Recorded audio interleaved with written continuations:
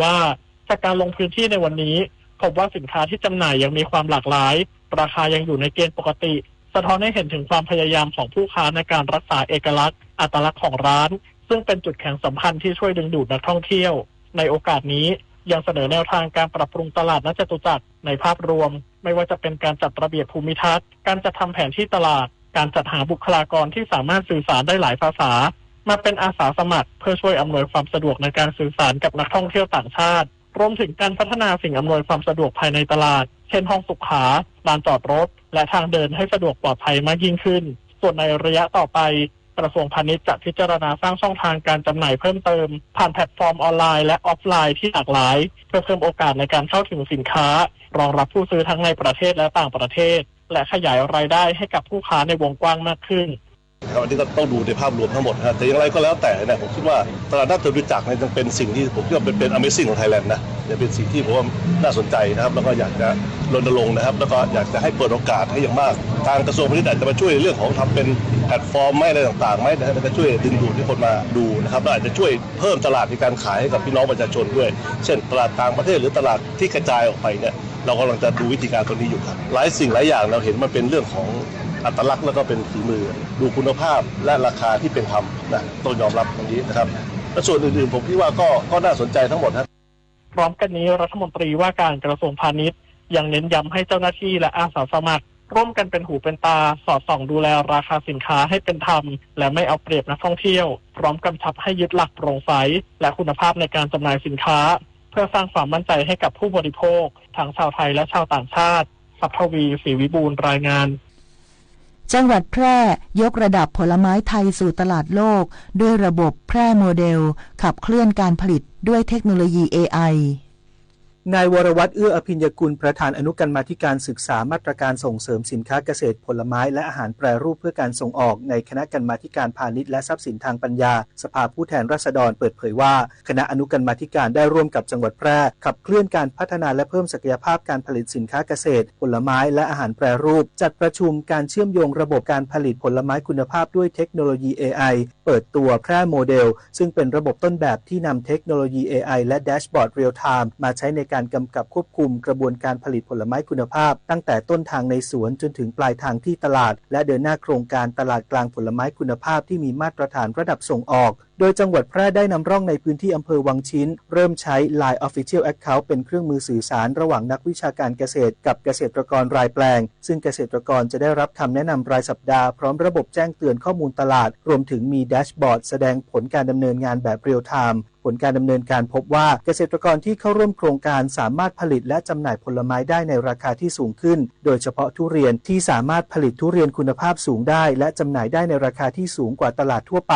ทั้งนี้จะมีการวางแผนขยายผลแพร่โมเดลทั้งจังหวัดและเป็นต้นแบบให้กับจังหวัดอื่นๆทั่วประเทศเพื่อยกระดับผลไม้ไทยให้ได้มาตรฐานสูงเป็นที่ยอมรับของตลาดสากลและสร้างรายได้อย่างมั่นคงให้เกษตรกรในระยะยาวต่อไปธนชัยสุวรรณกาศสวทแพร่รายงานการปฏิบัติราชการนั้นไม่ว่าจะเป็นงานส่วนใดในตำแหน่งหน้าที่ใดก็ล้วนมีผลต่อชาติบ้านเมืองและประชาชนทั้งสิ้นข้าราชการทุกฝ่ายทุกระดับไม่ว่าจะทำการใดจึงต้องคิดให้ดีให้รอบด้านโดยคำนึงถึงผลที่จะเกิดขึ้นทั้งในระยะสั้นระยะยาวเสียก่อนแล้วปฏิบัติงานทุกอย่างให้ถูกต้องเหมาะสมด้วยสติปัญญาความสามารถและใจที่สุจริตเป็นธรรมพระบรมราโชวาทพระบาทสมเด็จพระเจ้าอยู่หัวเนื่องในวันข้าราชการพลเรือน1 เมษายน 2568ชีวิตมนุษย์มีสุขมีทุกข์ดีใจเสียใจผ่านอุปสรรคและปัญหามากมายในแต่ละวันสงบนิ่งแล้วย้อนมองตัวเองวันนี้วันพระน้อมนำธรรมะสู่ชีวิตเตือนสติคนไทยทั้งชาติสถานีวิทยุกระจายเสียงแห่งประเทศไทย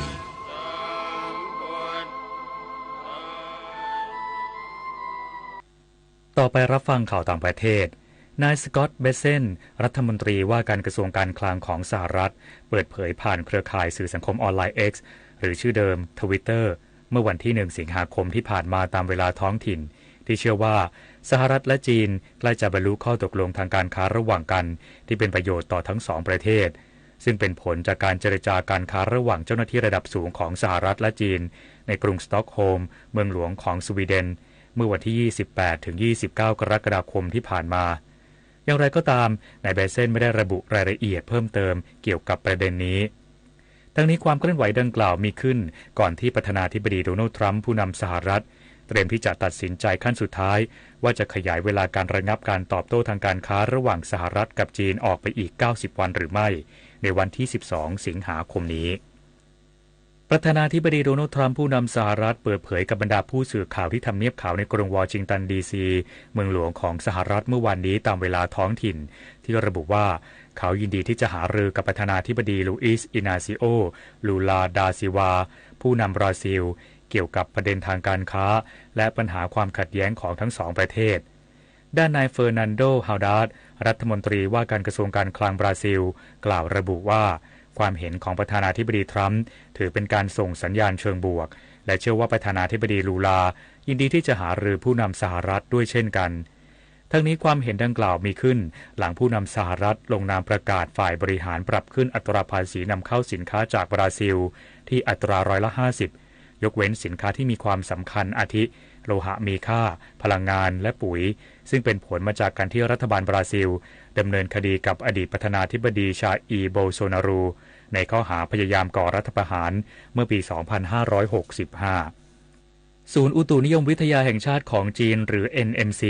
ออกแถลงการที่ประกาศเตือนภัยพายุฝนฟ้าคะนองและฝนตกหนักความรุนแรงระดับสีเหลืองที่ในหลายพื้นที่ของจีนระหว่างวันที่ 2-3 สิงหาคมนี้อาทิกรุงปักกิ่งนครเซี่ยงไฮ้นครเทียนจินมณฑลเหอเป่ยมณฑลเฮยหลงเจียงและเขตปกครองตนเองมองโกเลียในโดยบางพื้นที่อาจมีปริมาณน้ำฝนสูงถึง70มิลลิเมตรนอกจากนี้ NMC ยังประกาศเตือนภัยสภาพอากาศร้อนจัดความรุนแรงระดับสีเหลืองในหลายพื้นที่ของจีนอาทิมณฑลซานซีมณฑลการสู้และเขตปกครองตนเองซินเจียงโดยบางพื้นที่อาจมีอุณหภูมิสูงถึง40องศาเซลเซียส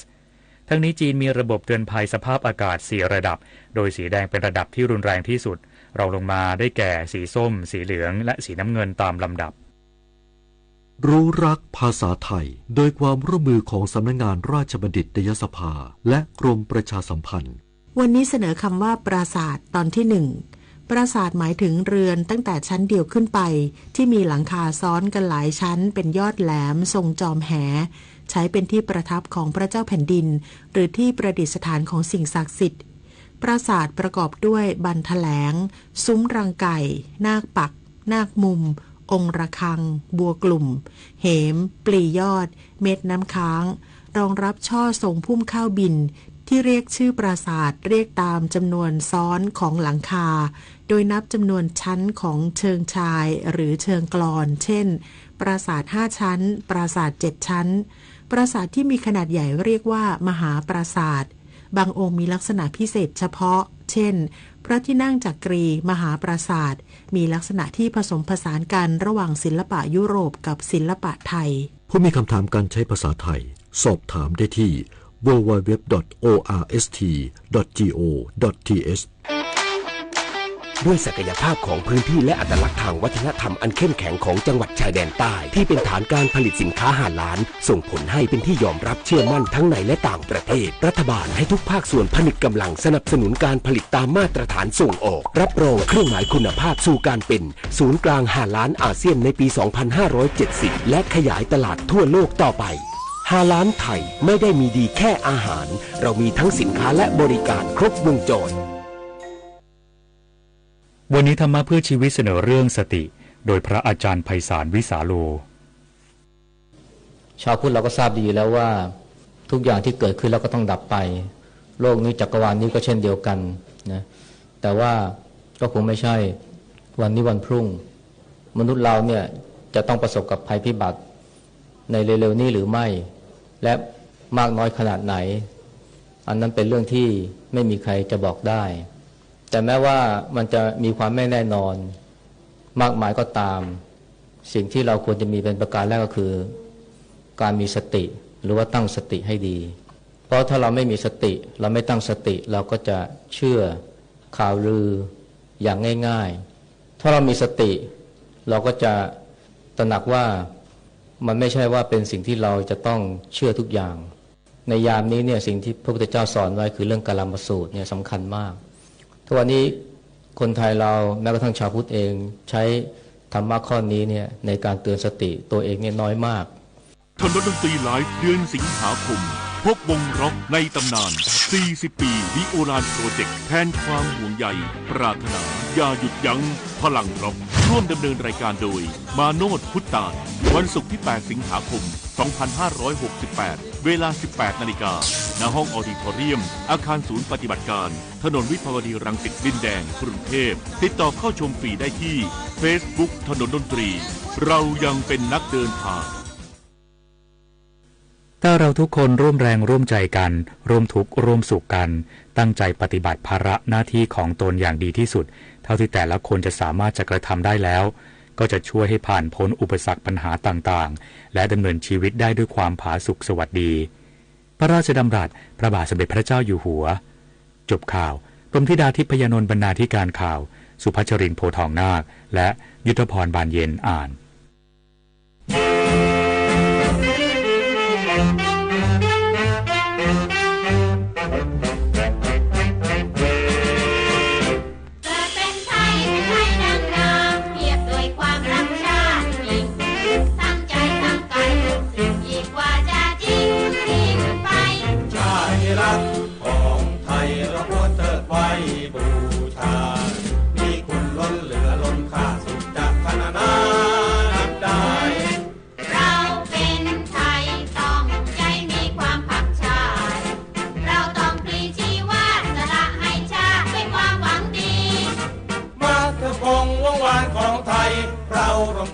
ดำรงคงชาติด้วยดี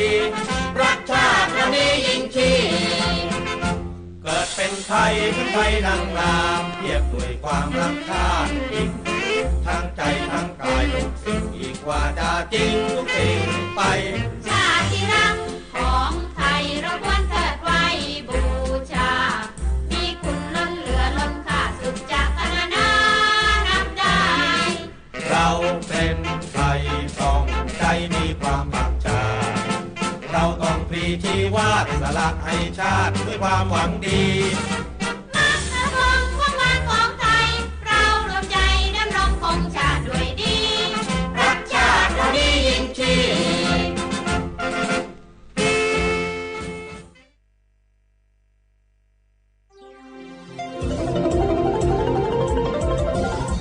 วิทยุแห่งประเทศไทยให้ความรู้คู่ความสุขสถานีวิทยุกระจายเสียงแห่งประเทศไทยจังหวัดเชียงใหม่ AM 1476 กิโลเฮิรตซ์สถานีวิทยุภาคภาษาชาติพันธุ์แห่งเดียวในประเทศไทยที่มีความทันสมัยเชื่อถือได้สร้างอัตลักษณ์กลุ่มชาติพันธุ์สู่สากล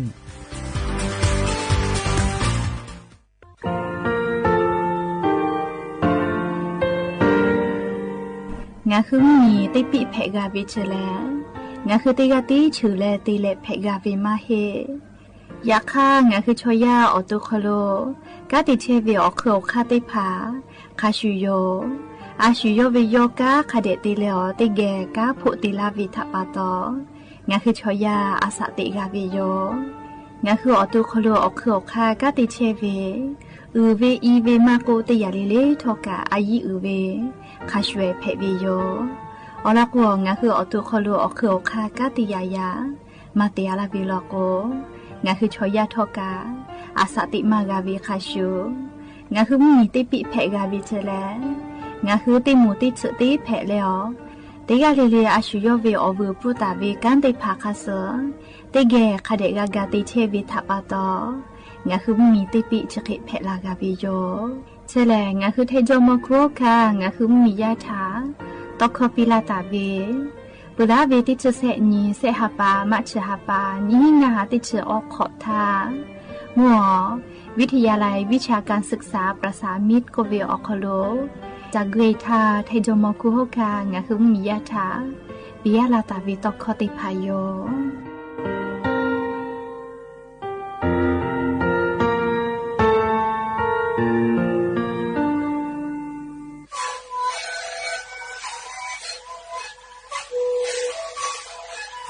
ลิกูนะคือยาแก้เชื้อวีออกเข้าชิแล้วแล้วบุกเข้าตัวตัวออกทีจังหวัดที่ไหนเอ็นนาบาเต็งที่โอหาสุดขอกิโลเฮเล่นเล่นหลอกเอาพ่อออยาก็ช่วยนาลีดูแลได้ชิ้นนาลีเล่นถือวีออยาที่นาลีเคยแต่แล้วพ่อนาลีชอบพยายเล่นเล่นแล้วหูคอก็ช่วยวีและงานแล้วหูคอก็ช่วยส่งน้ำมาพาดูในวิดีโอ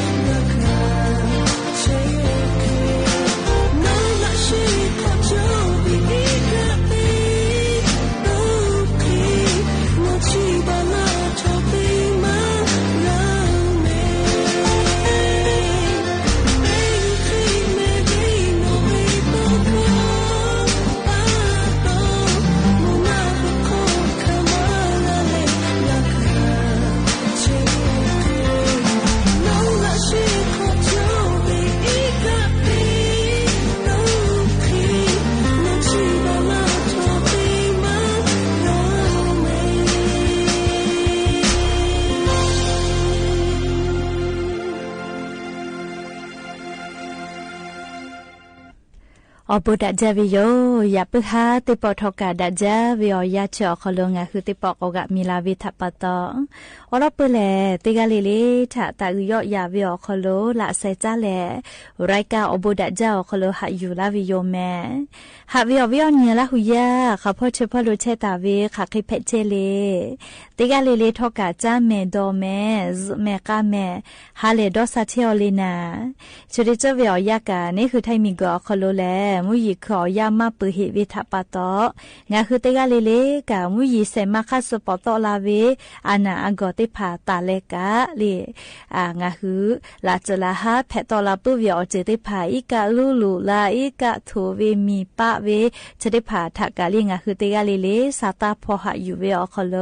คาเดกูเฮกูฟาตาแม่แล้วเจติเจกะเลงาคือซาตาไล่จือพ่อกากะจาวิทัปตอเลงาคือนิมาดอหาดอคีดอมาเวอานามากะเพตูอโปกาอาชุยอตุกะคาเดนิหาซะแม่และยันนิเวอยากะเจติซอคโลสปึกขอญิติปอกกะมีลาเปยะญิแลฮิฮาปาอกูฮาปาคโลยะญิฮาปาซญิยะญอทอลันแพวิโยและจะขอญิฮิญิชงะขอสขอหาเวอเวอญิละหุยะติภาโอเตหะเลเลเวอยะฮินาริควายตาและกอนาริทะคะไกเตหะเลเลงะหุระหุคอไรกะอบุดะจาโกเวอคโลตอเกเชวิโยเปิดตาและนิพอติพอลโกกา Facebook Fanpage สวทเชียงใหม่ AM 1476พอกะไลฟ์สดติดต่อไกเชียวอวิอนีราหุยติภาลุลาเลกากะกะหมอเวลโกอชอปะทะกะแปปีแพวิโยติกาติแชนิแชกดไลค์กดแชร์ติเลติแกนี่คือราหุชอจิทาออกาปิดะไกแพวิโย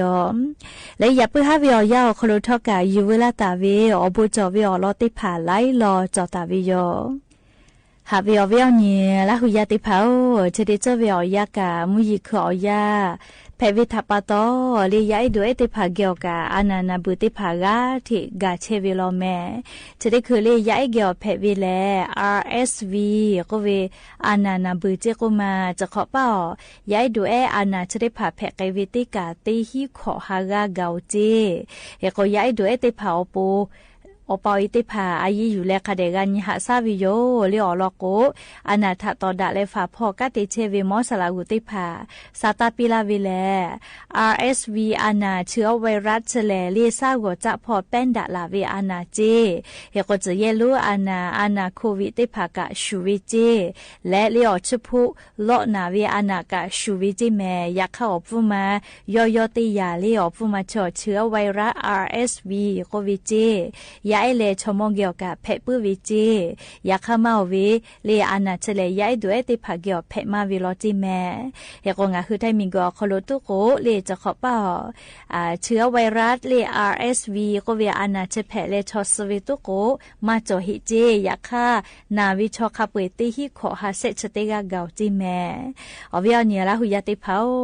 โรคเชื้อไวรัส RSV ก็วิชกาเลเจเยนาวิคาชูโยเจ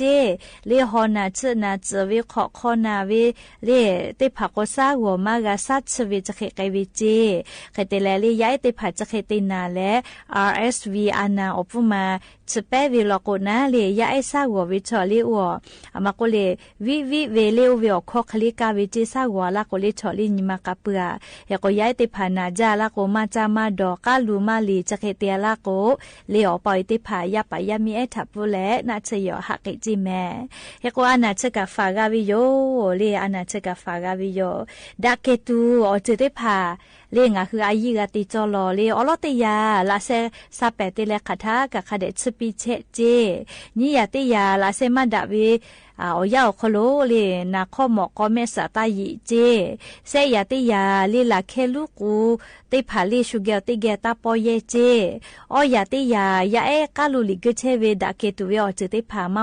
มอลโกคาเดติเลเลดาเกตุเตหาซาเชเจงายาติยาลโกนาวิชอเปาตาเกจเจเฮก็ย้ายติพันมานาจาเวลโกอะขอเชเลหาซาเพวิโยอีกะมาช่วยคาเดตอปิเจเลยาคากะซาหัวมากาซัดเชวิฮอนาชนาเตเลมาจามาดอจะเคเตลาโกย้ายติผามอสลากูเกโลหับฟุกเกเลหาจาหาซาปิจิแม่เลอะโล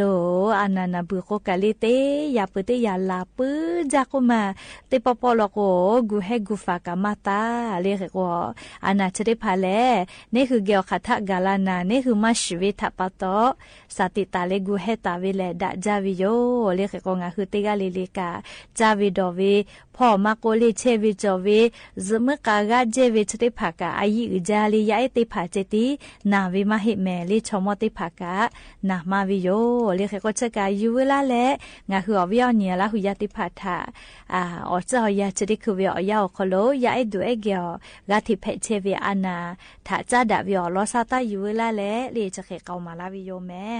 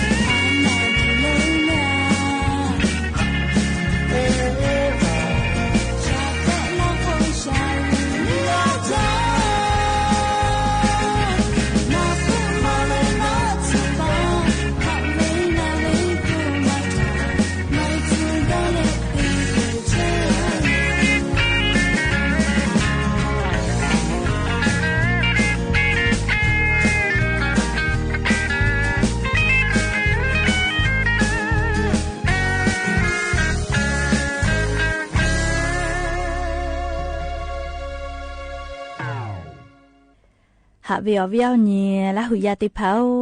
จาวิดอวิกาสติตาแม่ไลกาจาวิดอวิทัปตออาชากาชูวิกามาจาโลลีจบิติจิวิอยาโคโลเฮโกงาคืออวิอเนียละหุยาติภาษาสติปิลากาวิเลวะซาจาวิทยาธาเรียกเดติเมียเลจะแม่ดะมาโกเลสัจปืออวิชติภาจอกเกอลโกเลชติคือแลโรคไข้หูดับโควิดก็มานาปอปอยวิอานานาเลวะซาอจุเจวิอคโลจอวิโลจีจะดับปะตองคือเตกาลิลิกาเลสติเตแม่ เชซาจอซาพ่อกาติเชเวมอสลาอุติพาอลอซาตาปิลาเวแลจะขอเป้าจิกุมาลีนี่หิงาหาขอจีขอคอโลงาคือไทมีกอขลุมมียาติพาเลียวาซาเจอจ้าปุขอนอเลโรคไข้หูดับก็เวชแผเวเลคาเปฮีชกอกาเกาเจนาเวนะฮีชกอกานาเวอขลุงงากาโซจิแม่เลียติพาลกนาปอมากาปูวิแม่เลียโกโรคไข้หูดับก็วิเชแลเรียเชื้อแบคทีเรียสเตปโตคอคัสชูอิสก็วิเจเรียออกมานะเรียกโกวาสาวจะเจวิออกโคโลจอวิเจเรียงาคือจ้าวิทอวิดอวิซาโกคือวิทัติแลเรียวาสาเตเวลาเลชอยาแป้ลาปื้อวิเจเรียกโกก็ตุอจาแม่เรียคาเดเตเมียเลจ้าเรียจะได้คือแผมาจาเวเรียจังหวัดนครราชสีมาพ่อนาวิออชสกาเจเซกาเซวิจิแม่เบื่อเลยจังหวัดชัยภูมิพ่อติดสกาเจเล่สวิตุกมาจอลอเบื่อเลยจังหวัดสุรินทร์พ่อเล่ติดเซกาเจนาเวเล่เบื่อเลยจังหวัดบุรีรัมย์พ่อเล่ติดนีกาเซวินีกาจิแม่เฮก็เวียเนี่ยละหุยาติกาเล่กาเล่วะสาติพายุเวลาเล่เล่ติจาวิลโกคาเดติเมียเลจะเล่ชัวปูมาเฮเนหัวปูเพวิโยเล่อลโก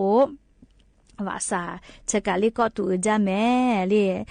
มาติเมียเลจาวิลโกวาสาคติเคลคลูลีอานานาบืชริพาจอนานี่คือมาชเวทัปโตเฮก็ติปอลิลิงาคือติจาติดอวิอคลูคาเดติจา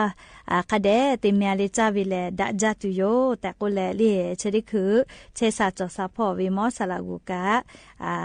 โรคหูดับก็เวลีนาปอมากะปุยเวอานานาบืวาสาอจอคโลจอวิเจแต่ก็แลลีอลอซาตาจะได้พากะอยู่เวลาแลลิงาคือราหุยาติพาทะจะเขเกามาลาวิโยแม่และอย่าเพื่อติปออยู่เวลาตาวิสาตาติผาจะใครไม่จะได้โยโลลาแล้วก็ปิลาเชเวงาคือลาหุยาติกาเลเลอบูจาแม่ติกาเลเลกาจุเมกาแม่เชซาจอซาฮาเลดอซาปิอบูจาโ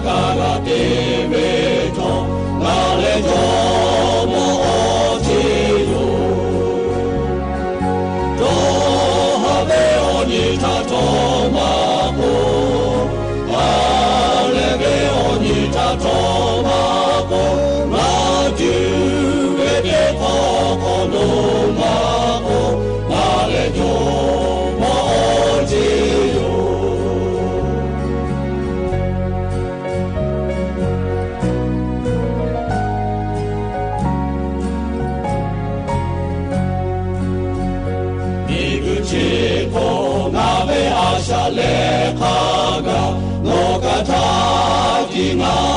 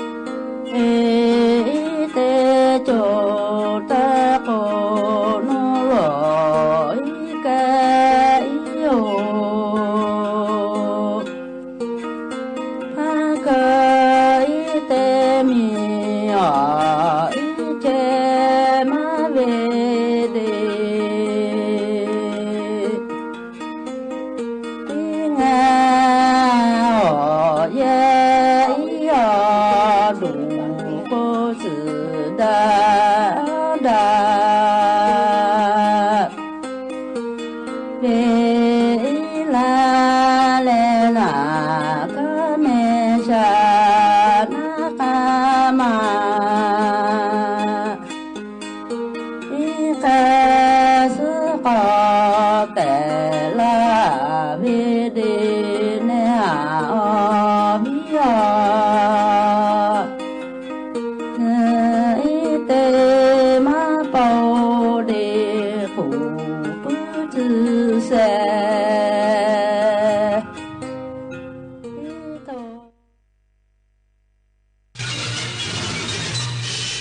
ถานีวิทยุกระจายเสียงแห่งประเทศไทยและเครือข่ายทั่วประเทศเสนอข่าวต้นชั่วโมง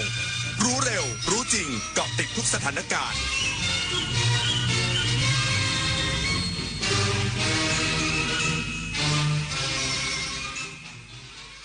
รับฟังข่าวต้นชั่วโมง 21 นาฬิกากับยุทธพรบานเย็นครับรัฐมนตรีว่าการกระทรวงสาธารณสุขสั่งเจ้าหน้าที่ด้านการแพทย์และสาธารณสุขดูแลประชาชนพื้นที่สุโขทัยที่ประสบอุทกภัยต่อเนื่องจนกว่าสถานการณ์จะกลับเข้าสู่ภาวะปกติอีกสักครู่กลับมาติดตามรายละเอียดครับร่วมสังเกตร่วมแจ้งเตือนเพื่อความปลอดภัยของทุกคนในสังคมหากพบเห็นบุคคลที่มีอาการเปลี่ยนไปจากเดิมพูดจาวกไปวนมาหงุดหงิดง่ายเอะอะอาละวาดทำลายสิ่งของหรือทำร้ายคนในครอบครัวในชุมชนอย่ารอให้ความรุนแรงเกิดขึ้นเพราะทุกการเปลี่ยนแปลงเล็กๆอาจนำไปสู่เรื่องใหญ่ที่เราคาดไม่ถึงรีบโทรแจ้งสายด่วน191ด้วยความห่วงใยจากกรมสุขภาพจิตดูแลจิตใจทุกวัยทุกคนเอาถอยไปหน่อยเห็นไม่ชัดอ่ะเห็นไหมคะถอยอีกนิดนึงเห็นหรือยังคะอีกนิดนึงได้ไหมโหมองการไกลเชียวนะคะอายุที่มากขึ้นมาพร้อมกับปัญหาความเสื่อมของดวงตามายืดเวลาดวงตาสุขภาพดีด้วยการมันสังเกตอาการผิดปกติรับประทานอาหารที่มีประโยชน์สวมแว่นตากันแดดไม่อยู่กลางแจ้งและตรวจสุขภาพดวงตาเป็นประจำทุกปีใส่ใจดูแลรักษาดวงตาเพื่อมองดูโลกอันสดใสไปอีกนานเมื่อเราก้าวทันเราต้องรักษาพัฒนาและส่งเสริมผลประโยชน์เพื่อความก้าวหน้าสู่ยุทธศาสตร์ที่สำคัญเราพร้อมผลักดันกิจกรรมเชิงรุกที่สร้างสรรค์ในทุกมิติรวมทั้งสร้างสรรค์ความเข้มแข็งในภูมิภาคที่มีอาเซียนเป็นศูนย์กลางเราสนับสนุนการส่งเสริมและเชื่อมโยงในเวทีเจรจาการค้าการลงทุนเรารักษาสันติภาพเสถียรภาพความมั่นคงและความมั่งคั่งประชาคมอาเซียนประชาชนเป็นศูนย์กลางเราไม่ทิ้งใครไว้ข้างหลังมหานครแห่งอาหารและบริการหาล้านสู่ตลาดโลกซอฟต์พาวเวอร์ด้านอาหารปลากุเลาเค็มปากใบนราธิวาสไก่เบตงยะลาปูทะเลปัตตานีโคพันธุ์พื้นเมืองและแพะวัตถุดิบชั้นเยี่ยมของท้องถิ่นได้รับมาตรฐานอาหารสากลและอาหารหาล้านผลักดันให้เป็นพื้นที่มั่นคงทางอาหารสร้างเศรษฐกิจชุมชนเพื่อยกระดับคุณภาพชีวิตภายใต้ระเบียงเศรษฐกิจหาล้านจังหวัดชายแดนภาคใต้รัฐมนตรีว่าการกระทรวงสาธารณสุขสั่งเจ้าหน้าที่ด้านการแพทย์และสาธารณสุขดูแลประชาชนพื้นที่สุโขทัยที่ประสบอุทกภัยต่อเนื่องจนกว่าสถานการณ์จะกลับเข้าสู่ภาวะปกตินายสมศักดิ์เทพสุทินรัฐมนตรีว่าการกระทรวงสาธารณสุขเปิดเผยว่าขณะนี้มีรายงาน4อำเภอที่ได้รับผลกระทบมากที่สุดจากพายุวิภาได้แก่อำเภอเมืองสุโขทัยอำเภอสวรรคโลกอำเภอศรีสำโรงและอำเภอศรีสัชนาลัยทั้ง4พื้นที่น้ำมีแนวโน้มลดลงแม้บางจุดยังอยู่ในเกณฑ์น้ำมากวิกฤตแต่ระดับน้ำกำลังลดลงต่อเนื่องทั้งนี้กระทรวงสาธารณสุขได้ให้ความช่วยเหลือประชาชนต่อเนื่องและจะดูแลจนกว่าสถานการณ์จะคลี่คลายที่ผ่านมามีประชาชนกลุ่มเปราะบางผู้สูงอายุผู้ป่วยเรื้อรังผู้ป่วยติดบ้านติดเตียงผู้พิการได้รับความช่วยเหลือแล้ว942รายมีการส่งทีมปฏิบัติการฉุกเฉินทางการแพทย์ระดับตติยภูมิเมิร์ทและมินิเมิร์ทเข้าให้บริการทางการแพทย์ได้เน้นย้ำหน่วยกู้ชีพกู้ภัยในพื้นที่ให้เตรียมยาเวชภัณฑ์และเตรียมพร้อมด้านการสื่อสารโดยใช้เทเลเมดิซีนและแอปพลิเคชันสอน.บัดดี้คลินิกเฉพาะโรคให้เพิ่มช่องทางสื่อสารกรณีผู้ป่วยไม่สามารถมาตามนัดหมายได้หากสถานการณ์เข้าสู่ภาวะปกติให้เร่งตรวจสอบความเสียหายสถานพยาบาลเพื่อรับการซ่อมแซมต่อไปนฤมลอุดมพรรายงาน ด้านกระทรวงคมนาคมสรุปสถานการณ์อุทกภัยบนโครงข่ายของกระทรวงคมนาคมณวันที่ 2 สิงหาคม 2568 กำชับกรมทางหลวงและกรมทางหลวงชนบทเร่งฟื้นฟูซ่อมแซมโครงข่ายถนนพร้อมบรรเทาความเดือดร้อนและลดผลกระทบการเดินทางประชาชนจนกว่าระดับน้ำจะลดลงสู่ภาวะปกติทั้งนี้โครงข่ายคมนาคมที่ได้รับผลกระทบสะสมระหว่างวันที่ 1 กรกฎาคมถึง 2 สิงหาคม 2568 รวม 192 แห่งผ่านไม่ได้ 18 แห่งเป็นทางหลวง 152 แห่งและผ่านไม่ได้ 8 แห่งในพื้นที่ 3 จังหวัดได้แก่จังหวัดเชียงรายบริเวณตำบลบ้านทรายทองตำบลตับเต่าอำเภอเทิงจังหวัดน่านบริเวณตำบลภูคาอำเภอปัวตำบลน้ำม่วนอำเภอเวียงสาและตำบลเชียงของอำเภอนาน้อยจังหวัดสุโขทัยบริเวณตำบลธานีอำเภอเมืองและตำบลบ้านนาอำเภอศรีสำโรงขณะที่ทางหลวงชนบทได้รับผลกระทบสะสม38แห่งและผ่านไม่ได้10แห่งในพื้นที่2จังหวัดได้แก่จังหวัดน่านบริเวณตำบลแสนทองตำบลริมตำบลศรีภูมิอำเภอท่าวังผาตำบลนาปังอำเภอภูเพียงตำบลไหล่น่านอำเภอเวียงสาตำบลเมืองจังตำบลฝายแก้วอำเภอภูเพียงจังหวัดแพร่บริเวณตำบลทุ่งแล้งอำเภอลองตำบลทุ่งแควอำเภอหนองม่วงไข่ทั้งนี้กรมทางหลวงและกรมทางหลวงชนบทได้ดำเนินการติดตั้งป้ายเตือนและเร่งซ่อมแซมผิวทางชำรุดที่เกิดจากอุทกภัยโดยใช้เครื่องจักรขนาดใหญ่และเข้าทำความสะอาดบนสายทางเพื่อเปิดการสัญจรที่สะดวกปลอดภัยให้กับประชาชนตามปกติประชาชนสามารถตรวจสอบรายละเอียดข้อมูลและติดตามสถานการณ์อุทกภัยบนโครงข่ายคมนาคมได้ที่ www.mot.go.th สายด่วนกระทรวงคมนาคม1356จังหวัดประจวบคีรีขันธ์ตั้งศูนย์ปฏิบัติการด้านแรงงานเฝ้าระวังติดตามแรงงานกัมพูชากว่า 1,400 คนในพื้นที่จากสถานการณ์ตึงเครียดชายแดนไทยกัมพูชานางอภัสราชุมทองจัดหางานจังหวัดประจวบคีรีขันธ์เปิดเผยว่าจากสถานการณ์ความตึงเครียดระหว่างไทยและกัมพูชาในขณะนี้ทางจังหวัดได้เฝ้าระวังติดตามแรงงานกัมพูชาที่เข้ามาทำงานอยู่ในพื้นที่โดยได้มีการจัดตั้งศูนย์ปฏิบัติการด้านแรงงานที่สำนักงานแรงงานจังหวัดชั้น 4 สารกลางจังหวัดเพื่อประสานนายจ้างสถานประกอบการสร้างการรับรู้ความเข้าใจและช่องทางการรับแจ้งเหตุรวมทั้งมีการจัดตั้งกลุ่มไลน์นายจ้างเพื่อประชาสัมพันธ์การเฝ้าระวังสถานการณ์รวมถึงแจ้งให้อาสาสมัครแรงงานที่ประจำอยู่แต่ละตำบลจำนวน48คนใน8อำเภอและบัณฑิตแรงงาน4อำเภอเฝ้าระวังสถานการณ์ในพื้นที่ด้วยทั้งนี้จากการตรวจสอบสถานประกอบการนายจ้างที่ใช้แรงงานกัมพูชาพบว่ามีจำนวน259แห่งวิทยุแห่งประเทศไทยให้ความรู้คู่ความสุข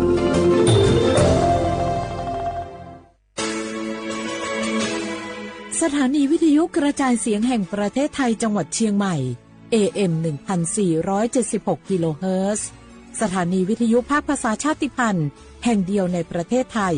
ที่มีความทันสมัยเชื่อถือได้สร้างอัตลักษณ์กลุ่มชาติพันธุ์สู่สากล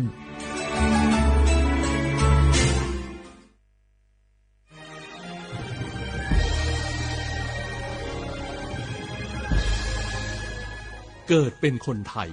เติบโตบนผืนแผ่นดินไทยจงภูมิใจในความเป็นไทยชาติไทยเรานั้นนับเป็นชาติที่มีความเป็นมาเก่าแก่ยาวนานเรามีภาษาวัฒนธรรมและมีสิ่งต่างๆที่เป็นเอกลักษณ์ให้เราได้ภาคภูมิใจในความเป็นคนไทยเราควรเห็นคุณค่าและมีความรักชาติหวงแหนแผ่นดินอันเป็นมรดกของบรรพชนร่วมภาคภูมิใจในความเป็นไทย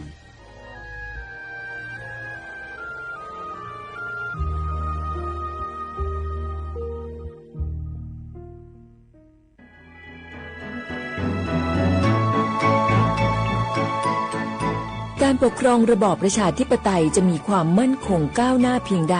ขึ้นอยู่กับการที่ประชาชนในชาติรู้จักสิทธิเสรีภาพทำหน้าที่ตามความรับผิดชอบและมีคุณธรรมเมื่อมีความคิดเห็นที่แตกต่างเราจึงต้องเรียนรู้และแก้ปัญหาไปด้วยกันด้วยความสามัคคีปรองดองของคนไทยทั้งชาติเพื่อก้าวสู่ประชาธิปไตยที่มั่นคงรู้สิทธิรู้หน้าที่ตามวิถีประชาธิปไตย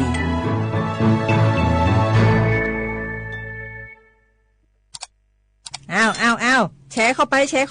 บะอ่านเลยแก้วกับผมก็ดูอยู่นี่นะเจนี่มันก็เป็นโลโก้ของหน่วยงานราชการนะนี่เข้าไปตรวจสอบได้ยังว่ามาจากหน่วยงานราชแต่ก็ระวังก็เป็นเหยื่อเข้าปลอมเนอะเอาฉะนั้นเลยก็นี่ใจถ้าบัตรตรวจสอบไม่ชัดเจนนะแต่ที่จะได้ประโยชน์กลับส่งผลกระทบสมัยนี่มันหลอกกันง่ายนะหลอกเรื่องการทับซิปนั่นนี่โน่นเพื่อให้เขาไปกรอกข้อมูลส่วนบุคคลแล้วก็เอาข้อมูลเหล่านั้นเนี่ยไปทำธุรกรรมต่างๆหรือแม้แต่หลอกให้คลิกลิงก์สารพัดที่มันจะทำนี่นะถ้าอันโหจะเนี่ยจะได้ดีนี่เจนี่อย่างแรกเนี่ยต้องตรวจสอบข้อมูลให้ชัดเจนจากหน่วยงานรัฐเนี่ยก่อนข้อ2ต้องมันติดตามข่าวสารหูเต่าตันและข้อ3ต้องมีสติไม่ได้เจืออย่างง่ายๆนะเพราะว่าพวกมิจฉาชีพมันจะใจความเจือความศรัทธาความโลภและก็ความกลัวมาหลอกคนทำให้หลายคนตกเป็นเหยื่อเขาก็ต้องเป็นส่วนหนึ่งในการตกเป็นเหยื่อหรือแชร์ข้อความอันเป็นเท็จบางอันเนี่ยเขาก็จะมีความผิดใดอยู่ดิมว่าดีหาเหลืองติดคุกแล้วแก้วนี่นะ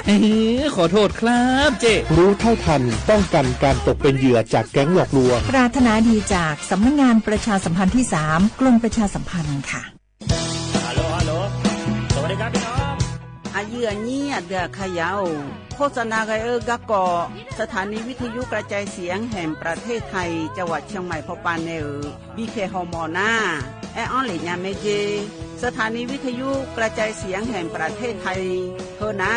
อย่าซินก้อนบีดูอย่าล่อนแต่ช่วงหางละหาเช่กับปจักกันเนอดูพ่ออีสานนี่กามาเล่าเนกามองขากากายก็ยายีเนียวโฆษณาบีเกหมอยาแลนึงมาอ้อนนานากาไงเหลียวเนไงชนยางายีเนียวนากาสัมโบนาก่อนนี่จะมีงาซุงมีสีโกจะมีโกเย่และงาเดใจที่โบนาก่อนนี่จะมีเวนี่โกเย่งาสีเวและงายีเนียวมาเจอเกญานี่รู้กันไหมสิทธิบัตรทองหรือบัตร30 บาทเป็นสิทธิหลักประกันสุขภาพตามกฎหมายที่ช่วยคุ้มครองคนไทยทุกคนให้เข้าถึงบริการสุขภาพที่จำเป็นโดยไม่ต้องเสียค่าใช้จ่ายเลยนะครอบคลุมทั้งการรักษาพยาบาลการป้องกันโรคการฟื้นฟูสมรรถภาพทางการแพทย์เรียกว่าช่วยให้คนไทยอุ่นใจกันเลยทีเดียวสอบถามเพิ่มเติมสายด่วนสปสช1330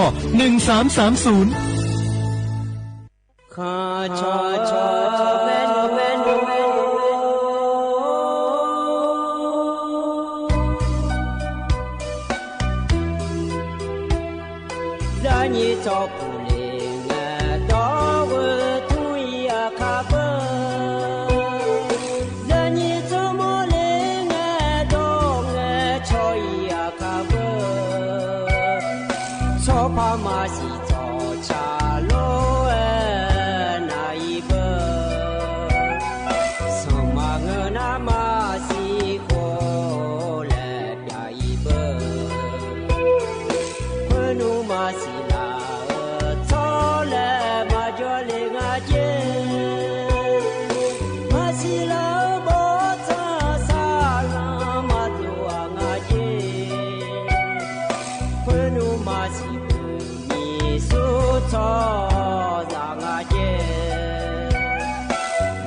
Gana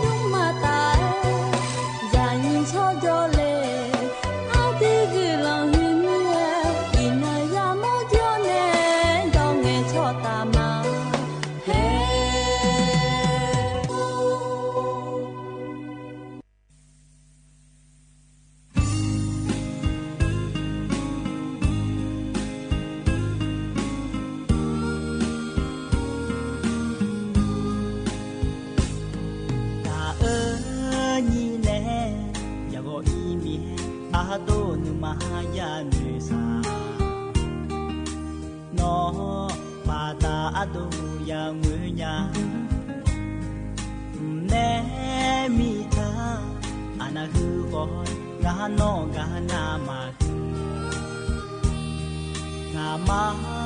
งาตาขอโนนายมากาควาเย่เย่คอยนาชาจูคอยยาบีจูจูยาเนสานอมาตาอดูวิญญาผู้ที่อยู่ก็อยู่มาเงอานีจกาแต่ลาญาคือลาดูยอมอยู่ยืนยากูเทมทีเนกับนี่คนนี้มาโมขอจียามอโลไฟจีเนโชโจก็โดนึงมาเจลาญาอันนี้โยนามาเกาจียอเลอาโดนึงมาเตลาญาจีจาเลสุเลโบลาเงอาโดโยสา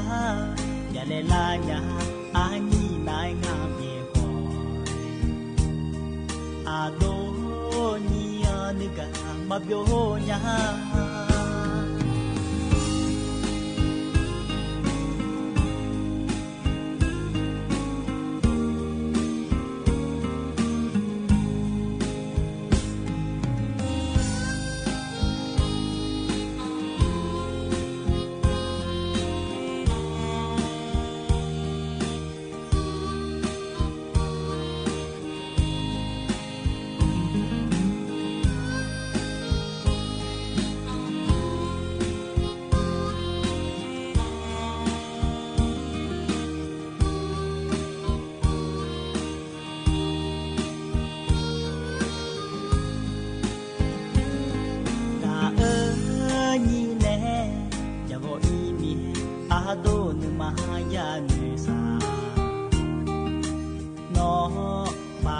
อาโด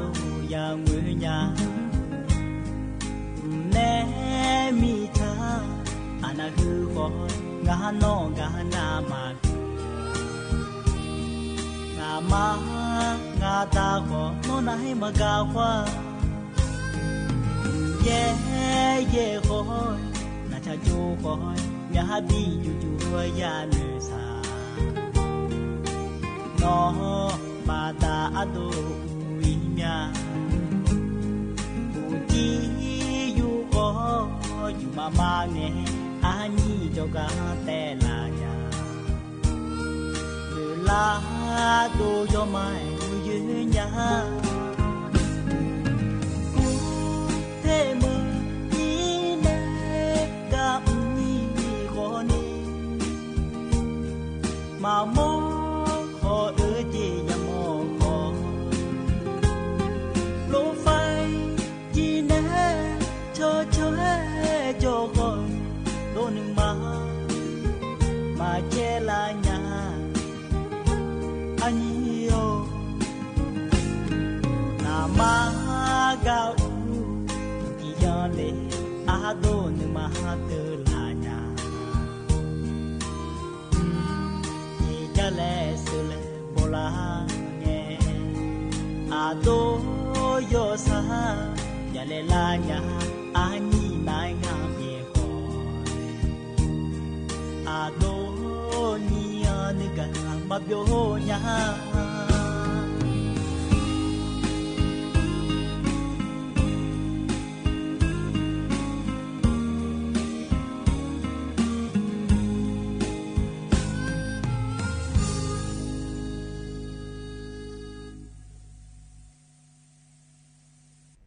อุจิพออุดุธรรมะเดอเยนี้มีขังยาโยหานาลูแนเยเนียวนุ่มจีกะดูล้อเยเนียวจอนเจอโกนังนาเกละแม่เยเนียววันเสาร์เนียนงานแนเยนี้เทอร์มินาลอนุ่มจีนางานแนอาโยเชมือแนถือคอโลจอดามาเดเยเนียวเดอินุ่มเฮกายำละควนนะล้อเย่นี่แบบอย่างนี้นะคนนี้นอกจากนี้โยฮากาโยฮา ยามดาชาดาวเนี่ยรอเย็นเนียวยุมนั้นหนาอายามเมื่อละเพื่อชาลาเนี่ยวันหนาเนี่ยน่าหาโจดูเย็นเนี่ยอินจนเจอโกนังนังเกลารอเย็นเนียวอาคานุสอนะโจนังนังเกลาแม่เย็นเนี่ยที่มีน่ะอาคานุสอนะแม่ยานีนานัวก่อนยานาดูเดเย็นเนี่ยเดที่มีได้ยิ่งเจ๋อซาแล้วที่คนรอโจดามาเย็นเนี่ยรอสมบูรณ์ยาอินเขาเนี่ยอาคานุสอนาอันชาลาแม่เย็นเนี่ยที่มีเนี่ยรอยายารอไปมาโลแล้วควรในที่คนรอน่าหาเนี่ยแม่เดย์เนี่ยเดย์ก็พอในจักรแอกาโดเนอก็ก่อเหตุนะขอเนี่ยรัฐบาลไปในจักรแอกาก็ก่อโลดิมุจซาดัวก็ก่อโลไอ้เย่นี่เนี่ยก็ต้องเชื่อก็ก่อโลแล้วอาดือตั้งแต่ดออาดืออาขาดอเนี่ยเย่เนี่ยในจักรแอกาด้านเนี่ยในบีซีบีกามาเย่เนี่ยล้อน่าเธอแต่มาเงือกดอเช้าลอยบิบหย่อนแล้วก็ขอเนี่ยเย่เนี่ยพอในบินาหาดามาเดนหัวล้อกวนก็ก็ล้านน้าขอเนี่ยเย็นเนียวก็เทโรเจมาจาน้าขอเนี่ยอดืออาขาก็อดืออาขาเดจิตก็อดืออาขาดอรอบอชมอพิชมในจางทาแม่อายุชูเดอแล้วอย่าเชื่อกันพิลัวในเงี้ยทาแม่ยูโดเลเนี่ยเย็นเนียวพอเนี่ยบินาหาดามายอนาลุเอยานาหาดาผายานาหาเบียวผาในยาเดอรอเย็นเนียวอดืออาขาก็รอมาสินาเดอขอในจอที่มีแรงงานเนี่ยก็พอในบินนาหาดาเหยากาเกิดผายหล่อบอชมอพิชมอเดอจกาดาจกามาเดอนั้นว่าสิญญาแม่ขอเนี่ยนายาเดอมาสิญญาเดอขอนี้จอรอเยเนี่ยที่มีเนี่ยคู่ในที่เขาลอยบินนาหาญาแต่อเดยเนี่ยเดอันยิ้มเจียที่เขาลอยจดามาเยเนี่ยยิ้มเจียก็งานเนี่ยก็รออยู่หมดเจอซาโดก็แหลมทาเหนะขอเนี่ยใส่อยู่ก็เจเยเนี่ยใส่อยู่เหรอเยเนี่ยเธอนากอเกินน้ำยำนี้นะฮูบานาชอบหมอแต่เปียกลาเจและแม่เนี่ยเนี่ยขอเนี่ยยุ่งมังเงงาเดยเนี่ยเดชอบหมอแต่อย่างอยากกูขอเนี่ยเปียกลาอย่างงาเจเนี่ยอาจิมิเนี่ยเปียกลาอย่างก็ดูงาเลยและนะขอเนี่ยงาขนอยเนี่ยจะกายอากาศด่านในบีซีบีกามาเดนะอยู่รวยย่อผังงาอยู่หาอยู่รวยเชียผังงาหรอใช่อยู่แล้วก็นะขอเนี่ยมดโดละคุยยาจิมิเนี่ยเชี่ยวพอปายาชิญญาเทียเนี่ยขนงาจะกายอากาศด่านเนี่ยบีซีบีกามาเดยเนี่ยเดที่มีเนี่ยเนี่ยเฟซบุ๊กปานเนลน่าหาลัวนะรอเนี่ยกดไลค์กดแชร์เธอจนเนี่ยแม่เดยเนี่ยเดงานที่เขาเลยจนมาเฮกันเนี่ยนะเนี่ยอันนั้นจะแม่จักรดันเนี่ยมาเดยเนี่ยอันนี้จีเฮกันเนี่ยเนี่ยทอนจ่อรอเดืออาคาอันนั้นนะเนี่ยอินนั้นทองละเนาะฉลางเดยเนี่ยเดบลาสีนะสีอาโคนะแช่ที่เขาเดยเนียวไทยอันนั้นอินาวันเสาร์อันนั้นอันนี้บาลาเฮสีนะเยเนียวเดสิงหาคมและขั้วสิงหาเยเนี่ยอาโคนะนี่พังายาโกเชยเดยเนียวเดบาลาเฮสีเกินนะลอยเนี่ยโยหืออันนั้นที่นอนแล้วพักเกิดล่างเดยเนียวเดเฮน่าเกิดล่าอันนั้นเชยเงินลอยเยเนียวนะขอเนี่ยอามาอันนั้นขอเนี่ยเงอเพราะในห้องเงินหนาเด็กเยาวันเฉลิมพระชนมพรรษาสมเด็จพระนางเจ้าสิริกิติ์พระบรมราชินีนาถพระบรมราชินีพันปีหลวงและครัวอันเนฉลองเดือพระบาทสมเด็จพระเจ้าอยู่หัวอามาเดเลืออันเนฉลาเดเยเนเดที่มีในราชการป่ากระดูนาลอยเนอันเนวูเชตีเชเหนียเกินเนี่ยนานเนียเดเยเนเฮก็ก็เพลังเงทิโปแล้วพระจักรอากาศนั่นแหละมาเดงานนี้ก็แหลมทาเธอมายาบินาหาดามินาล้อดอชาติบิมแล้วพระนาหาดามาเดเยเนียวยุมก็เพราะในบินาหาดาเหน่าล้อดอชาชุมยลางะมียบีและงาเดที่ขอร้อยนาหาเบียวดามา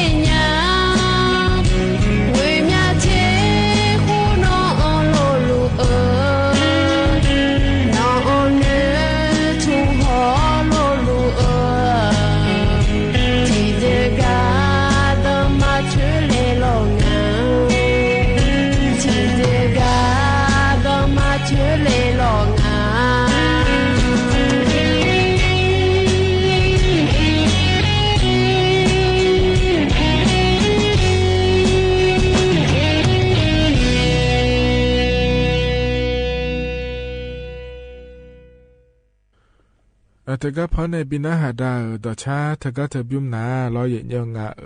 เมียบีแล้วเธอเยเนียอายุบุจุเน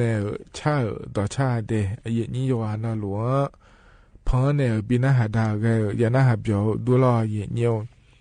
เฮก็จะนอปาลาในนาหาลาเยนี่ขอนี่โจดูเยเนียมาข้อปาในนาหามารอเฟซบุ๊กปาในนาหามารอเลยเยนี่นิมจีน่ารอเยเนียงานแหนอายุเชื่อมือแหนที่คอโลจอดามาเยเนียวรออินาจอนเจอโกนกันก็ไล่มีแหนเยเนียวรออยู่มุจซาดัวก็ก่อเฮกาแหลมถ่าเฮเยเนียจะกะแอกาดาในบีซีบีกาญาเดเยเนียเดนิมก็จะกะแอกาดาในบีซีบีกาก็เฮนาเราไทยเฮาเป่าดอนนาขอเนี่ยโรคกระดูกพรุนและคู่งาเทียเนี่ยชายเธอเนี่ยโพลาร์นาโกและคู่งาเดเยเนียเดมอเลนะรอเยเนียวพอรู้จะไม่แยกก็งาเทียเนี่ยมอเลก็แม้ก็มีนะรอเยเนียวชายเฮนะรอเนียวเธอยากูเงี้ยนะรอเยเนียวชายเธอยกงาเยเนียขอเนี่ยอะโหอาจิขอลานะรอเยเนียวชายเธอที่ปัวเจโพลาร์เนี่ยมาก็เนี่ยไปเยเจเยเนี่ยรอทีนี้เนี่ยชายเธอโพลาร์นะขอเนี่ยแค่ขอยกข้องานในนี่น้ำมาดูยกข้อเดิมมาเจพยายามเจงายเนี่ยชายเธอยกข้ออาจจะขอน้ามาดัชมิเนี่ยเราเนี่ยปารู้ว่ายูรู้ขอเนี่ยเปลี่ยนอะไรยังไงอยู่ห้ามมาดูเธอที่น่าใช้ที่น่าเดี๋ยวว่าอย่างมาคุยขอเนี่ยเดี๋ยวอะไรยังไงเดี๋ยวฉลาดยังไงเดี๋ยวเนี่ยเดี๋ยวก็น่าเราช่วยงานก็มาเราเนี่ยอาหูบานึจานาทายุโพลาร์นะก็กระดูกพูนและขั้วเธอนะล้อเย็นเนียวอบชมอภิชมอล้อเปลือกละแม่และแต่เหนืองาแทเย็นเนี่ยล้อเย็นเนียวโคโลเมียนี่ยาโมมีแนงานในนี่หมดเลยนะเทียนาล้อเธอเนี่ยนั่งของเธอล้อก็ล่าเนี่ยล้อเย็นเนียวเธอเนี่ยกำเจนี่กำหมดช่องรถสั่งงานในเย็นนี้ขอนี่เย็นเนียวเธอก็หมอไปชอที่ห้องเงี้ยเย็นเนียวเดมาไม่นี่นะชายอยู่พอลาเธอเดเยเนียเดชอบหมอแต่มังอภิอาบอาดามาเปียหอนะยาขอนี่เปียยังอาเจเดเยเนียเดเธอมีเนี่ยเราโยคะขาสันเนพางาเยเนียที่อานาอาโคมาขอลาเดขอเนี่ยหรอนักก็เฮเดเปียยังอาเจเยเนียหรอน่าอาบูรอเยเนียวที่อานานะขอเนี่ยอายกะคาเธอเจียนะนก็เธอเปลี่ยนเล่ายกข้องอาเจเดเยเนียวเดและตัวเกิดงาเทเยเนี่ยเพราะในเธอแต่มังนก็เดเปลี่ยนเล่าเนี่ยเดินนะรอเยเนียวส่วนงานเล็กๆนะขอเนี่ยยาหออิสนีดอเดจิบาอิสนีจิบายาหอสัวเดและยากังรอจิบาดอเดเพราะในยากาล้อชอสเตียรอยแล้วคู่แม่ล้อเยเนียวเฮเดอมเนี่ยนี่จุ่มละเดเจเยเนี่ยยาสเตียรอยแล้วเธอเยเนียวที่เฮลล้วยก็เนี่ยหมอเนี่ยเยเนี่ยสเตียรอยแล้วเธอหนาลอยเยเนี่ยยมยากาล้อชายฉลาดหน้าลอยเฮหน้าลอยแล้วหมอจุกาอิน่าเดี๋ยวย้อนน่าลอยยากาอยู่ถิ่มเตปีจ่าแม่แล้วคีนี้อินเนจอยมาตาแล้วทะเลแม่แล้วเยเนี่ยอายมาคีนี้อินเนจากาจอเนี่ยเธอสเตียรอยแล้วก็เธอยมยากาเธอจอเนี่ยเดเยเนี่ยเดจอที่แต่ตาแล้วทะเลศิลาไม่แล้วขอเนี่ยเยเนี่ยช่วยอย่างเดล่าขอนี่เธองาเดเยเนี่ยเดเย็นนี้ที่อานาร้อยเนียวตาที่เดจอที่เดตาแล้วทะเลมีอะไรอามีขอนี่น่าละนะกินเอติกาอินเนจโคอีรอเย็นเนียวเฮก็เฮเนี่ยนักก็จะอยู่โพลาเธอเปลี่ยนละญาเจเย็นเนี่ยเราเธอมีเนี่ยเราสเตียรอยแล้วควรจะกับเธอเราอยู่เมื่อก็ขอนี่โยอาขายยังเดแล้วตัวเกิดงานในเย็นนี้น่าเย็นเนียวนักก็เปลี่ยนละน่าช่วยยังโยกละก็ดูงาและเกินนะร้อยเนี่ยเธอเนี่ยใช้อยู่แค่เยอะขอเนี่ยยกข้อเดียวอยู่ที่รถยกข้างหมากก็มีเนี่ยเราผลละมีเนี่ยแลกงานเนี่ยเย็นนี้เธอมีเนี่ยเฮก็หมูยอขายยังอาจจะเดือดเทียนในช่วงงาเกิดมาร้อยเนี่ยอบชมอภิชมมอเลียนะขอเนี่ยใช้อยู่เธอแล้วมามือมีเนี่ยร้อยเนี่ยแล้วอยู่จนเรากำหมูช่างร้อยสามแม่เนี่ยอย่างนี้เนี่ยเดียขาจีแล้วร้อยแล้วอยู่จนเรากำหมูช่างร้อยเนี่ยใช่อยู่ได้โอ้โหแล้วกันเนี่ยล้อเลยอย่างนี้เดเธอมีเนี่ยล้อ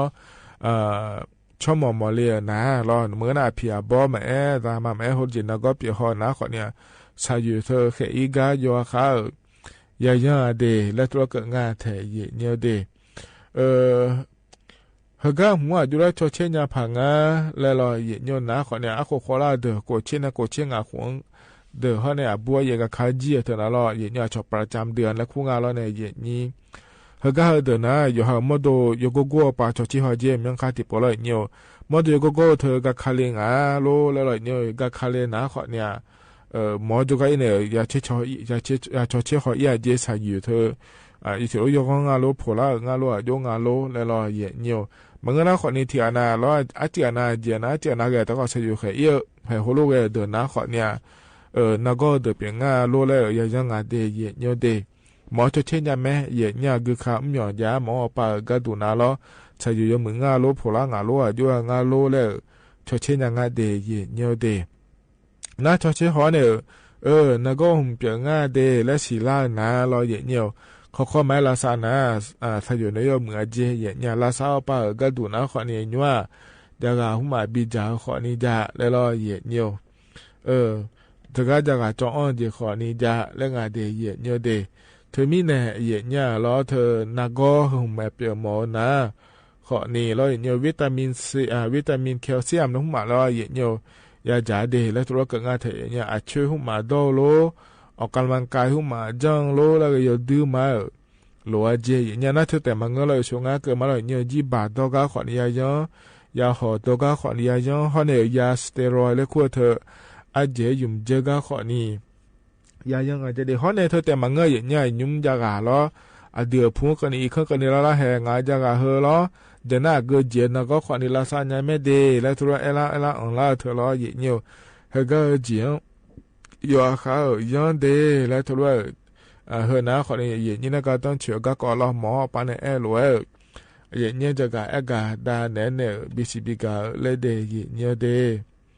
เฮก็หนาวเนี่ยต่อชาติบิมแล้วพนะหัดามาเย็นเนี่ย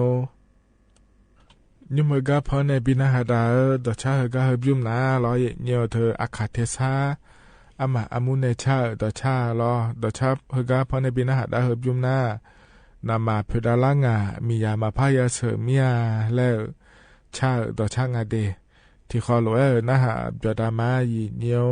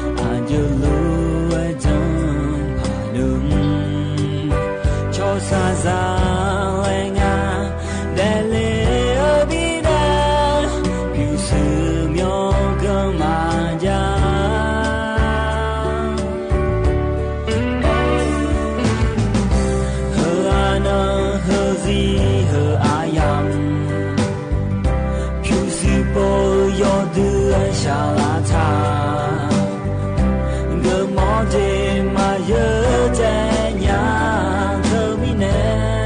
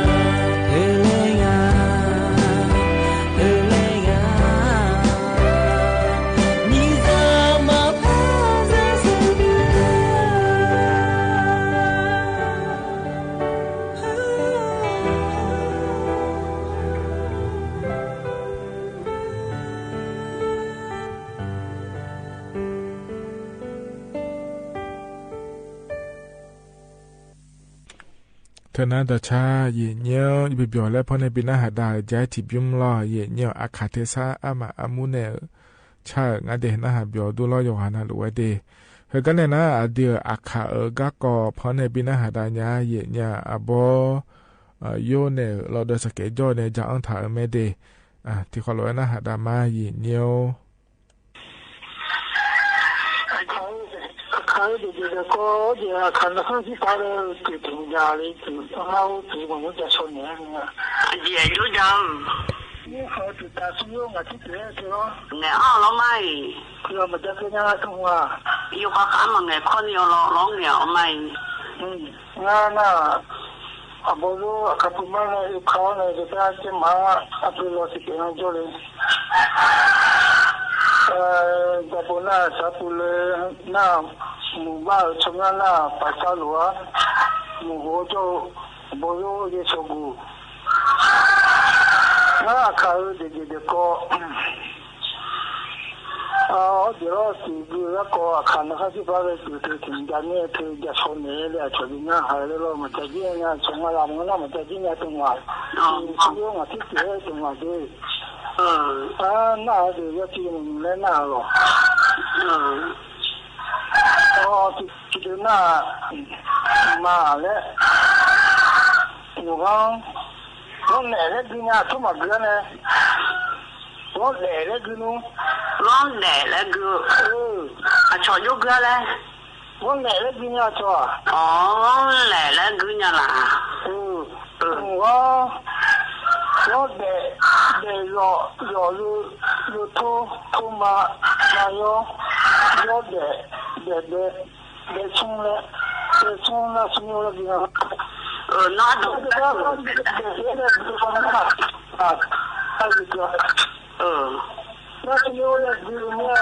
什么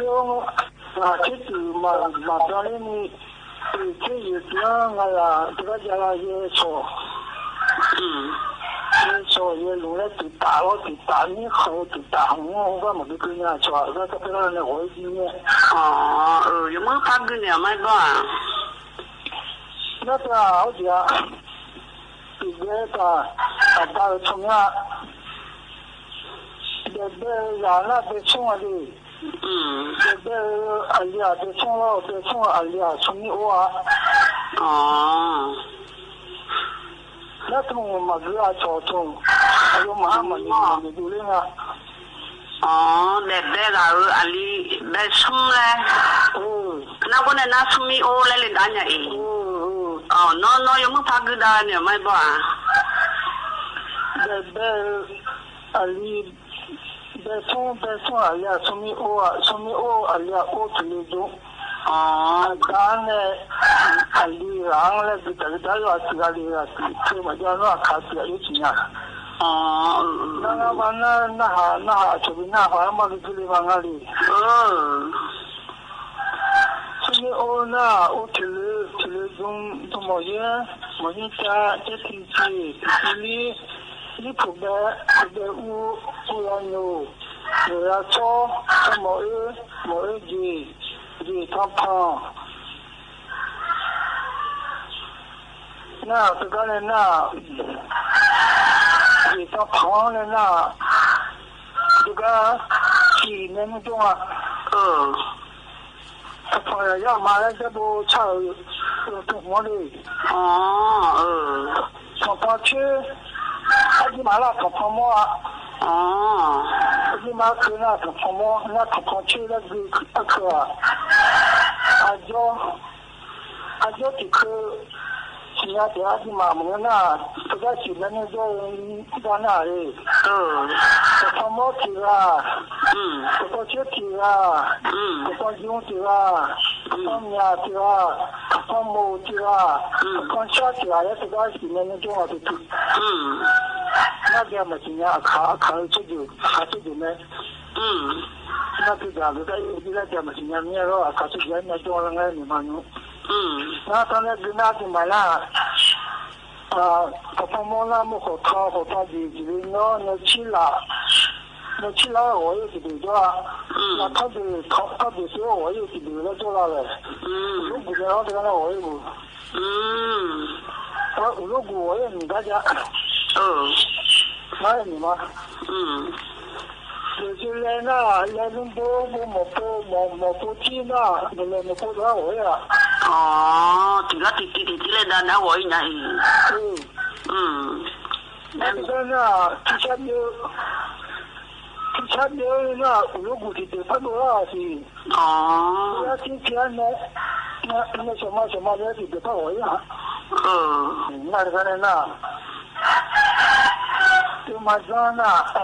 下面对马上那不就多出来多好就把这个地方里就把那个卡就把就多这个呢那就多不进来我就进去这不老排进去我这不来好几个在地方里嘛就他家那话这个呗，就这个就家，全部好那些可以啊这个，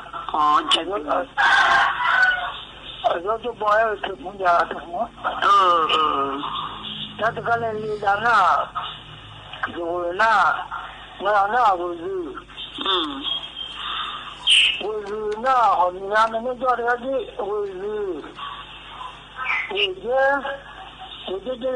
个放来不，把我看就那楼上是不是干那嘛的就啥？哦，也有啊，里面啊，就那有啊，把那个米是多来呢，一波一。我而且可以我今天都去啊。那是呢，这个人俺们说。我补了这个了，这补就没，那就叫的错。那个呀，这个人啊，我去买面浪切掉没家，像弄么烧肉，这叫不热菜买的。那个你们弄，那老婆那个，有些都怕谁啦？那木那些是土多啦，那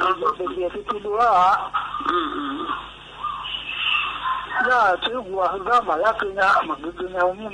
没一年做。真有我这些他们是跟呀。那这个那第一个让我不要了。第一个呀，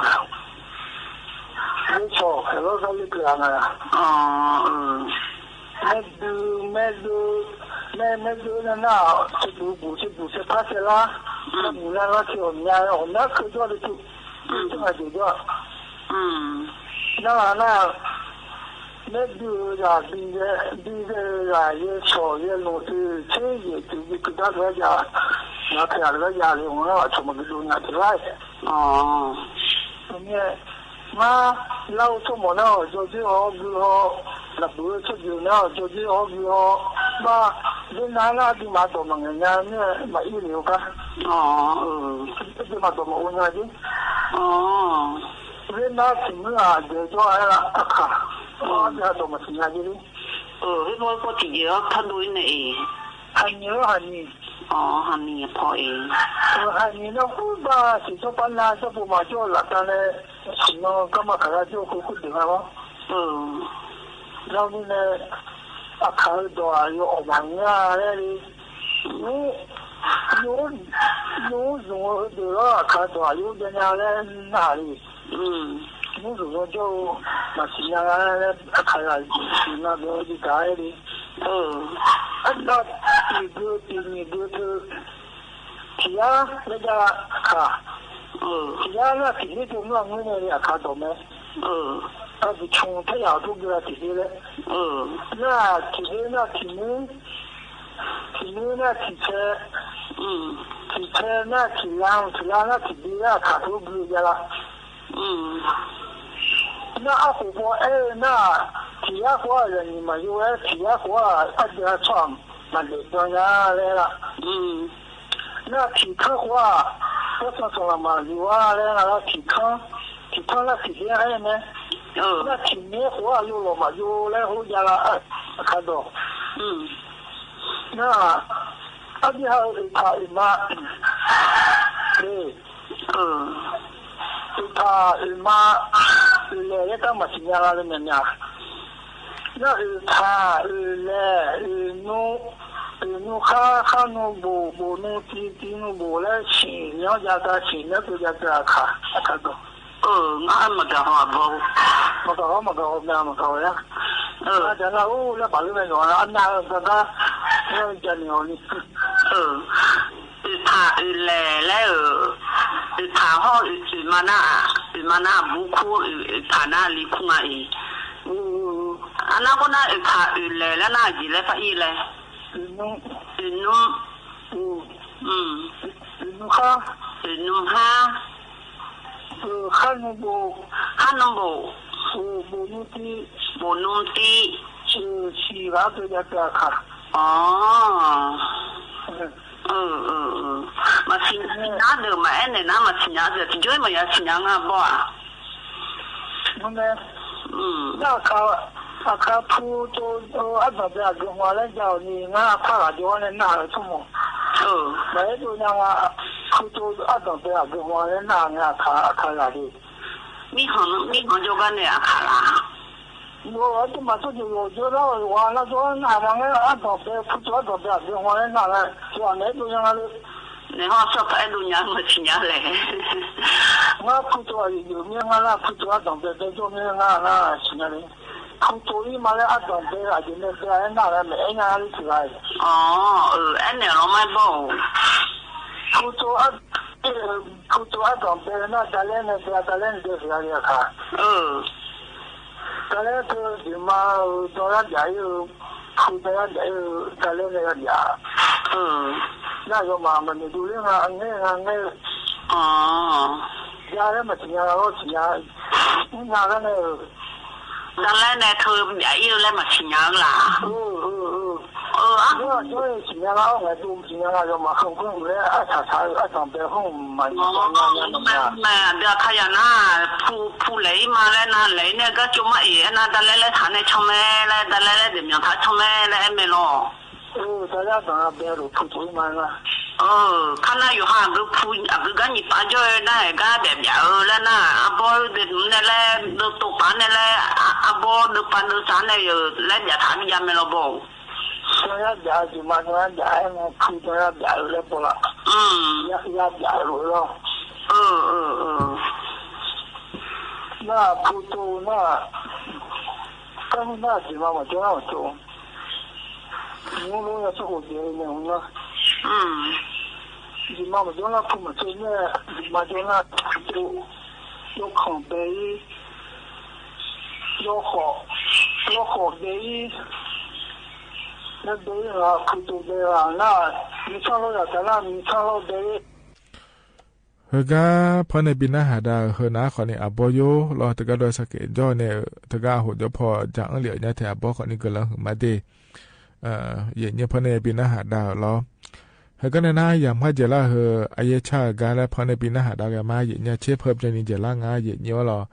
นิมเจียกะพอในบิลาเฮนะอายุบุญญาแล้วก็คูบุดโดแล้วก็คูเมเดละงาแท้อายามฮะเจละหลัวพอบินาหาดาเนี่ยอายามเจียนะก็อิมาเดอุจิอุมเดอาคานึงสอกาดูอาหัวผลในถอนจุนเนี่ยจนเจงไงที่ขอหลัวแล้วพอถอนจุลมาเดก็อิมาอุดูธรรมะ小小人家那看不他有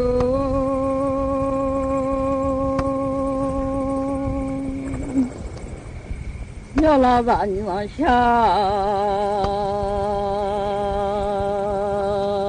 地拉空啊，不打上下了你就呀，路光啊，马一扎米好个用啊，叫我马一毛草好个得卡，草干开那个哦。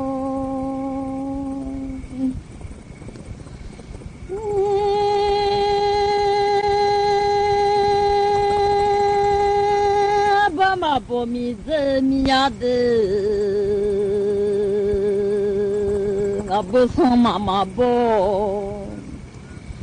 米子米呀，上马老去马弄马波，那老米呀，不打让你上下地拉路好干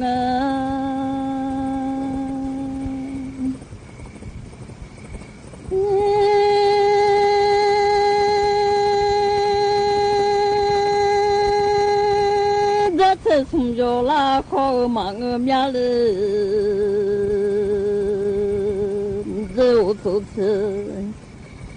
从小拉好忙个，这让下菜啊，好忙个面。我老妈做你菜，送让妈妈下你菜啊，好。那米呀，马一扎米好个用啊，叫我下下呀。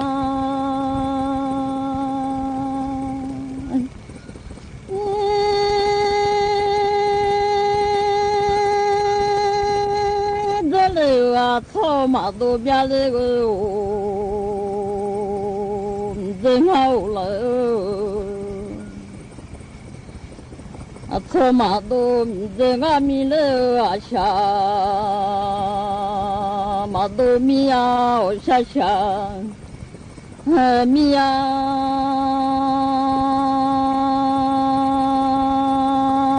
叫老大你上下提拉路好干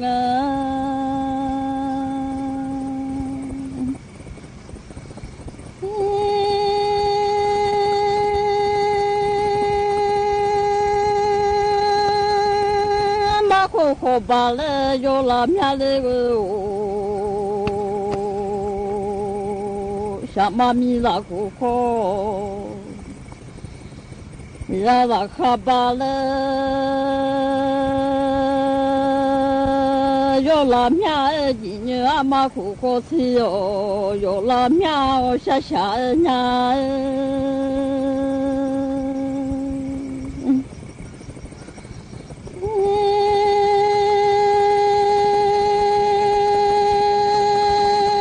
马口好把了要让下马米拉苦好，他卡把了要巴布老海边的那卡把呀要罗呀马欧巴布哟。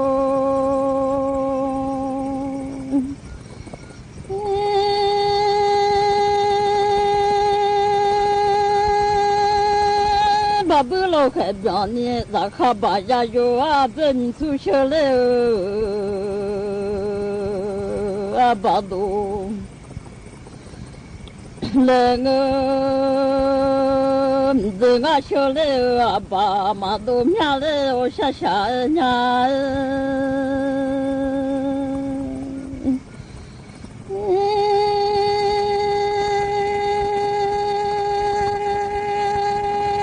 巴布老海边呢，吃一老家了，这米出不了，吃一了这俺不了吃，嘛有了老面这俺哈提高下米呀个。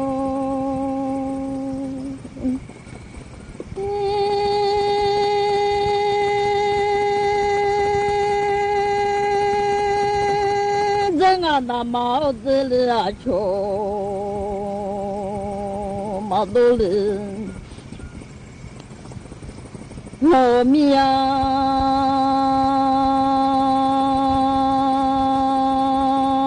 这个里啊，草嘛多啊，这个米了啊，下嘛。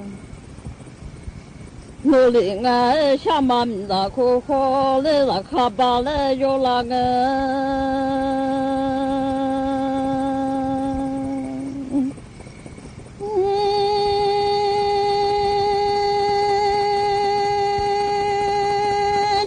苗嘛有米啊那个哦，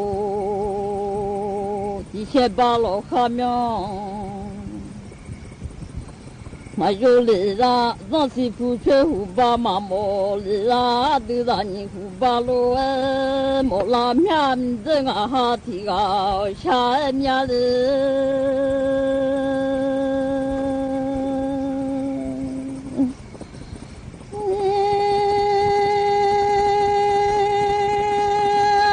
你胡巴莫啊，提些巴罗哈苗嘛有提家的草空啦你嘛，有嘞家罗苗提草空把草草啦，嘛有嘞提面空罗罗嘛有嘞家罗苗个。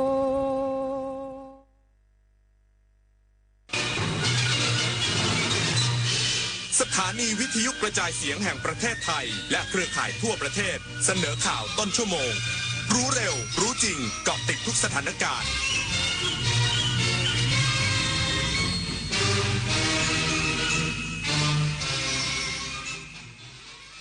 รับฟังข่าวต้นชั่วโมง 22:00 น.กับยุทธพรบานเย็นครับแม่ทัพภาคที่ 4ตรวจเยี่ยมหน่วยเฉพาะกิจตำรวจตระเวนชายแดนที่ 44เสริมขวัญกำลังใจและมอบแนวทางปฏิบัติงานเน้นย้ำทุกภารกิจต้องไม่ประมาทอีกสักครู่กลับมาติดตามรายละเอียดครับตอนนี้ปัญหาบุหรี่ไฟฟ้าเข้าถึงง่ายมากและมีรูปแบบที่ดึงดูดใจเด็กๆโดยเฉพาะสารเสพติดเป็นภัยต่อชีวิตบุหรี่ไฟฟ้ามีสารพิษอันตรายต่อสมองที่กำลังพัฒนาของเด็กและเยาวชนอนาคตประเทศชาติจะพัฒนาอย่างมีคุณภาพร่วมปกป้องเด็กและเยาวชนจากบุหรี่ไฟฟ้าคนไทยไม่เอาบุหรี่ไฟฟ้าคนไทยไม่เอาบุหรี่ไฟฟ้าคนไทยไม่เอาบุหรี่ไฟฟ้ารู้ไหมว่าโรคพิษสุนัขบ้าติดต่อสู่คนได้และหากแสดงอาการแล้วไม่มีโอกาสรอดถูกสุนัขหรือแมวกัดข่วนหรือแม้แต่เลียบาดแผลอย่ารอช้ารีบล้างแผลด้วยน้ำและสบู่ให้สะอาดแล้วไปพบแพทย์ทันทีเพื่อรับวัคซีนป้องกันจำไว้วัคซีนช่วยชีวิตได้โรคพิษสุนัขบ้าป้องกันได้ถ้ารู้ทันและไม่ประมาทอย่าชะล่าใจถูกกัดถูกข่วนถูกเลียบาดแผลรีบฉีดวัคซีนทันทีคนไทยรักสุขภาพฟังทางนี้ขอเชิญร่วมออกกำลังกายสร้างสังคมสุขภาพดีกับโครงการแสงดวงใจไทยทั้งชาติเดินวิ่งปั่นป้องกันอัมพาตครั้งที่ 11 เฉลิมพระเกียรติด้วยแนวคิดใหม่ออกกำลังกายเป็นนิสัยห่างไกลสโตรก No Stop No Stroke สมัครได้แล้ววันนี้ที่ wrb11.thai.run ถึง 31 สิงหาคม 2568 มาร่วมกันทำให้การออกกำลังกายเป็นส่วนหนึ่งในชีวิตประจำวันแล้วมาเดินวิ่งปั่นพร้อมกันทั่วประเทศ 2 พฤศจิกายนนี้ถนนดนตรีไลฟ์เดือนสิงหาคมพบวงร็อกในตำนาน40 ปีดิโอรานโปรเจกต์แทนความห่วงใยปรารถนาอย่าหยุดยั้งพลังร็อกร่วมดำเนินรายการโดยมาโนดพุทธานวันศุกร์ที่ 8 สิงหาคม 2568 เวลา 18:00 น.ณ ห้องออดิทอเรียมอาคารศูนย์ปฏิบัติการถนนวิภาวดีรังสิตดินแดงกรุงเทพติดต่อเข้าชมฟรีได้ที่ Facebook ถนนดนตรีเรายังเป็นนักเดินทางแม่ทัพภาคที่ 4ตรวจเยี่ยมหน่วยเฉพาะกิจตำรวจตระเวนชายแดนที่ 44เสริมขวัญกำลังใจและมอบแนวทางปฏิบัติงานเน้นย้ำทุกภารกิจต้องไม่ประมาทที่หน่วยเฉพาะกิจตำรวจตระเวนชายแดนที่ 44อำเภอธารโตจังหวัดยะลาพลโทไพศาลหนูสังแม่ทัพภาคที่ 4ผู้อำนวยการรักษาความมั่นคงภายในภาค 4พร้อมคณะได้เดินทางลงพื้นที่ตรวจเยี่ยมหน่วยเพื่อบำรุงขวัญและติดตามผลการปฏิบัติงานแม่ทัพภาคที่ 4ได้กล่าวพบปะกับกำลังพลให้โอวาทและมอบแนวทางการปฏิบัติงานโดยเน้นย้ำให้ทุกภารกิจเป็นไปด้วยความไม่ประมาทเนื่องจากหน่วยเฉพาะกิจตำรวจตระเวนชายแดนที่ 44มีพื้นที่รับผิดชอบที่มีความเสี่ยงสูงและมีเหตุการณ์ความไม่สงบเกิดขึ้นกับเจ้าหน้าที่มาแล้วในอดีตจึงจำเป็นต้องเพิ่มความเข้มข้นในการป้องกันและเฝ้าระวังสถานการณ์อย่างใกล้ชิด โดยเฉพาะการลาดตระเวนการตั้งจุดตรวจจุดสกัดและการข่าวในพื้นที่เพื่อป้องกันการก่อเหตุร้ายซ้ำซ้อนแม่ทัพภาคที่ 4ยังได้เน้นย้ำถึงความสำคัญของบทบาทตชด.ในการปฏิบัติภารกิจเชิงรุกตามแนวชายแดนซึ่งต้องดำเนินการด้วยความรอบคอบมีความพร้อมทั้งร่างกายและจิตใจรวมถึงการบูรณาการร่วมกับหน่วยงานด้านความมั่นคงอื่นๆเพื่อรักษาความปลอดภัยให้กับพี่น้องประชาชนอย่างมีประสิทธิภาพอำรันแมหะสวท.ยะลารายงานผู้ว่าราชการจังหวัดสุราษฎร์ธานีชูผลงานปราบปรามยาเสพติดตลอด3ไตรมาสจับกุมแล้วเกือบ 2,000 คดีพร้อมทลายเครือข่ายตัดเส้นทางการเงินอายัดทรัพย์สินแล้วกว่า238ล้านบาททะลุเป้า30%นายธีรุษ สุภาวิบูลย์ผลผู้ว่าราชการจังหวัดสุราษฎร์ธานีเปิดเผยถึงผลการปฏิบัติการของศูนย์อำนวยการป้องกันและปราบปรามยาเสพติดจังหวัดสุราษฎร์ธานีโดยระบุว่าในตลอด3ไตรมาสของปีงบประมาณ2568มีการจับกุมคดียาเสพติดที่สำคัญกว่า 2,000 คดีพร้อมทั้งใช้มาตรการอายัดทรัพย์สินเพื่อตัดท่อน้ำเลี้ยงเส้นทางการเงินของเครือข่ายยาเสพติดซึ่งสามารถอายัดทรัพย์สินได้ตรวจสอบได้แล้ว238ล้านบาทสูงกว่าค่าเป้าหมายการยึดทรัพย์ในคดียาเสพติดของปี2568ราว 30% จากค่าเป้าหมายที่กำหนดไว้180ล้านบาทและยังคงดำเนินการต่อเนื่องในไตรมาสที่4ควบคู่กับการป้องกันและสร้างความเข้มแข็งให้ชุมชนและสังคมดารารัตน์สืบศรีสุขทีมข่าวสวท.สุราษฎร์ธานีรายงานนอกจากนี้ผู้ว่าราชการจังหวัดสุราษฎร์ธานียังมอบนโยบายชุดรักษาความปลอดภัยหมู่บ้านหรือชรบกว่า 11,295 คนทั่วจังหวัดช่วยกันกระจายกำลังหาข่าวชี้เป้าเบาะแสยาเสพติดในระดับชุมชนต่อไปด้วยด้านอำเภอเกาะสมุยเปิดปฏิบัติการกวาดล้างยาเสพติด No Drugs No Dealers ผนึกกำลังชุมชนปลอดยาเสพติดนายอมรชุมช่วยนายอำเภอเกาะสมุยผู้อำนวยการศูนย์ปฏิบัติการป้องกันและปราบปรามยาเสพติดอำเภอเกาะสมุยเป็นประธานปล่อยแถวเปิดปฏิบัติการกวาดล้างยาเสพติดในพื้นที่โดยอำเภอเกาะสมุยมีการบูรณาการร่วมกันระหว่างฝ่ายปกครองกับเจ้าหน้าที่ฝ่ายความมั่นคงเพื่อค้นหาผู้เสพผู้ติดยารวมถึงผู้ค้ายาเสพติดในหมู่บ้านและชุมชนที่มีปัญหายาเสพติดเป็นหมู่บ้านและชุมชนปลอดยาเสพติดที่ไม่มีทั้งผู้เสพและผู้ค้าอีกต่อไปสำหรับการปล่อยแถวระดมกำลังกวาดล้างยาเสพติดในอำเภอเกาะสมุยเป็นไปตามนโยบายของกระทรวงมหาดไทยในการดำเนินการป้องกันปราบปรามแก้ไขปัญหายาเสพติด No Drugs No Dealers ผนึกกำลังชุมชนปลอดยาเสพติดและมีการร่วมประกาศปฏิญญารวมพลังยับยั้งยาเสพติดในพื้นที่ทางนี้อำเภอเกาะสมุยมุ่งบังคับใช้กฎหมายปราบปรามทั้งผู้เสพและผู้ค้ายาเสพติดอย่างจริงจังและเด็ดขาดป้องกันไม่ให้มีการแพร่ระบาดของยาเสพติดในหมู่บ้านและชุมชนเสริมสร้างความเข้มแข็งให้ชุมชนมีระบบกลไกการจัดการปัญหาด้วยตนเองอย่างยั่งยืนเพื่อให้ประชาชนมีความปลอดภัยจากยาเสพติดอย่างแท้จริงวรกมล นาคเพชรพูลสวท.เกาะสมุยรายงานจบข่าวยุทธพรบานเย็นอ่านรับฟังข่าวครั้งต่อไปเวลา 23:00 น.ครับติดตามข่าวที่นำเสนอไปแล้วได้ที่ www.thainews.prd.go.th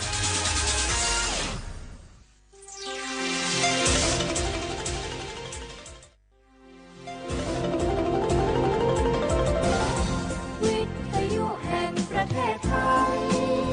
ให้ความรู้คู่ความสุข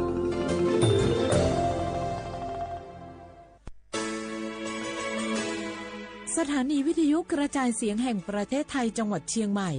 AM 1476 กิโลเฮิรตซ์สถานีวิทยุภาคภาษาชาติพันธุ์แห่งเดียวในประเทศไทยที่มีความทันสมัยเชื่อถือได้สร้างอัตลักษณ์กลุ่มชาติพันธุ์สู่สากล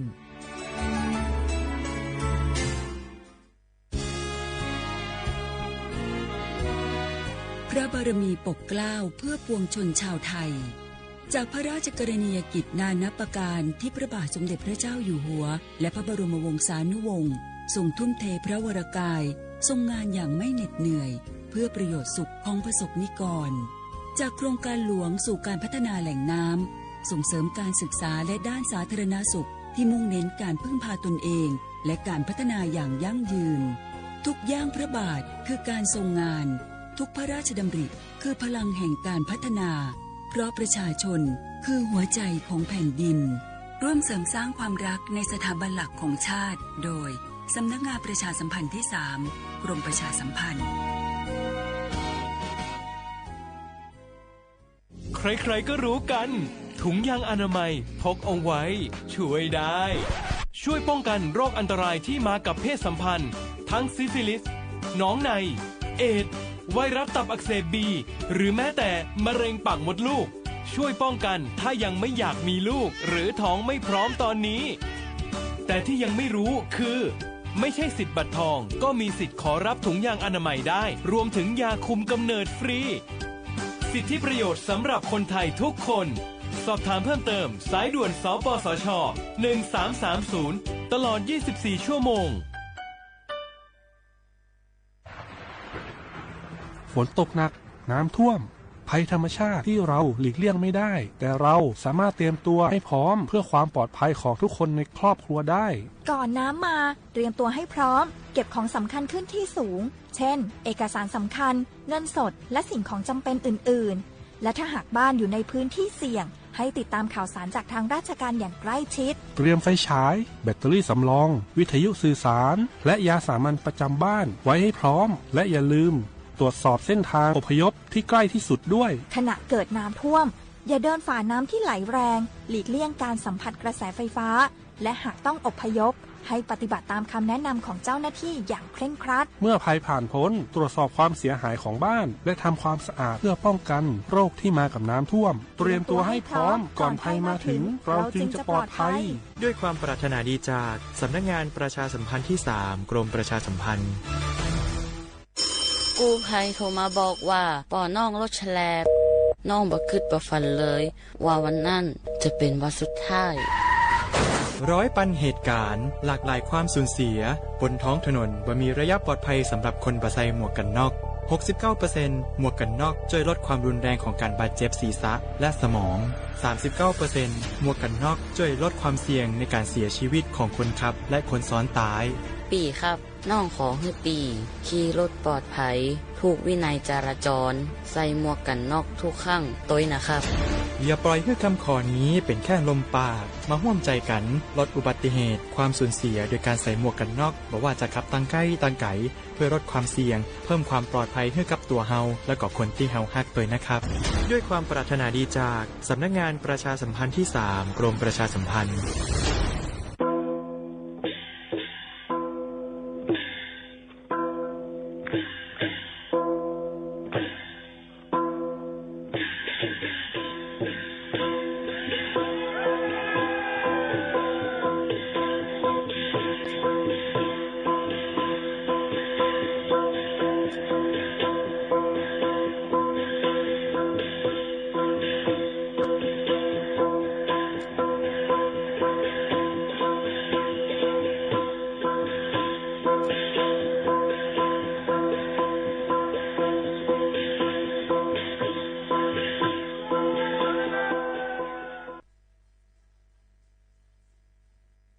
พี่น้องเขาสนใจใครปืนเผาผ่านตั้งห้องเปิดเสียงสวทเก้งใหม่ปั่นตั้งหูห่มปาดังมีดังซื้อถ่อมแจ้งแล้งหลีกว่าไก่ในปื้นตีเจดอนเก้งใหม่กับสืบมาเลยดีสวทเก้งใหม่หมายฟ้น053-276-068และ0922468579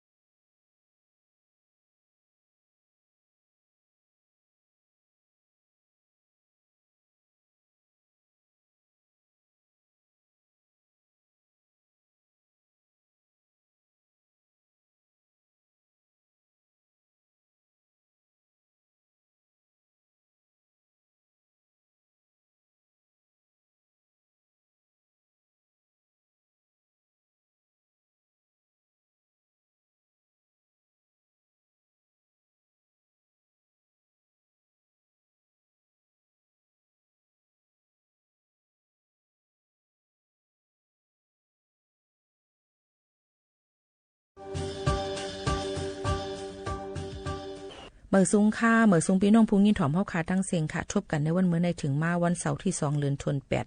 2เฮงปลาย20หาเป็นเดือนเก่าเหมือ8ค่ำฮอดถึงมาปีใต้2เฮง1ปากไป19ปีก็จา1เฮง3ปากไป87คู่อยู่จอมค้าผู้บืนเผาและผู้จัดรายการยิ่งหมูขาวนวลพบทบจอมพี่น้องเขาในวันเสาร์จึงหนังในค่ะอ้อเฮาค่ะหังเฮียนอีสังไว้พี่น้องเขาหังเฮียนไปยินถ่อมจอมกันเสกำค่ะ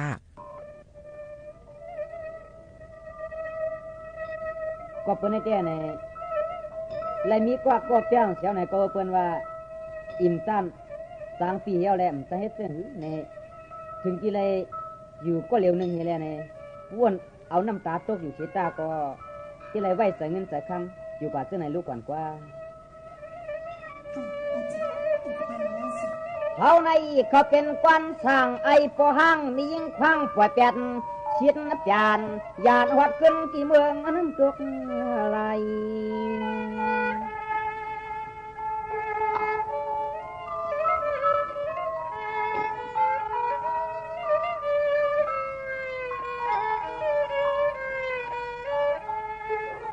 กรรมอันใดเป็นไว้อำสานาจะทุกขอทันพอเหลียวน้ำมันมาไข่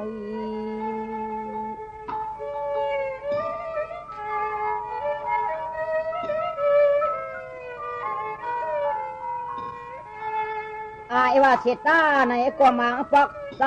ปีเฮาหัดวักหัวเฮา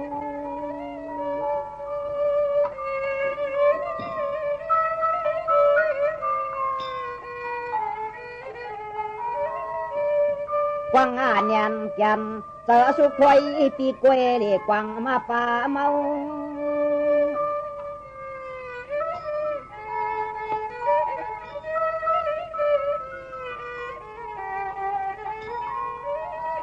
เขา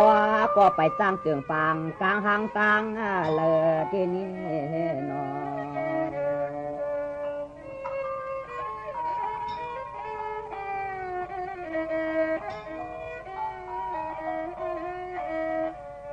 ไว้เสียมีนางกลางยันเฮาใจอะไรมึงคนไอ้ไปปานนี้ที่ตำเจอ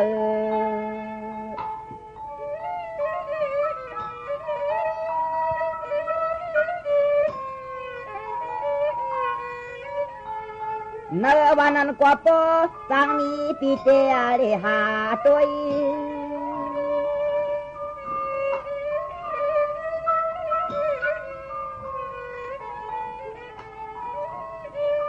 หาอำแลในกว่าปลามาไอหาจุนออกไปเมื่อเขาเห็นลาเสเกตอป่าสันมายุมาพอย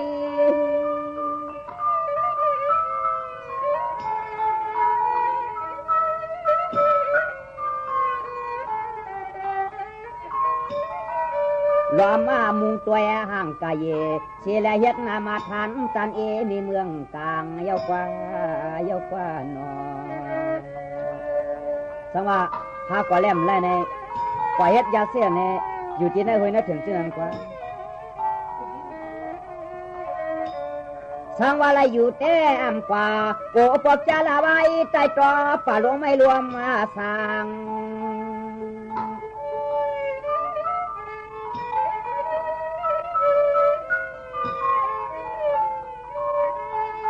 กลางลูกลอยว่าต้นก็กวนผู้เหลียวในเหมือนหางยังปอไข่เปลืองหัด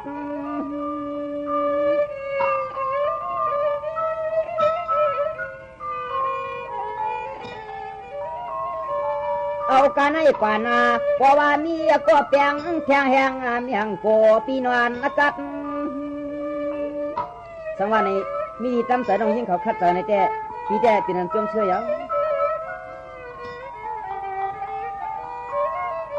ลัดหน้าเขากำเปื่อนตักงาซ้ำอามาแทงมันฟันจืสูจุนตัวลูกไว้นอปอเตเอ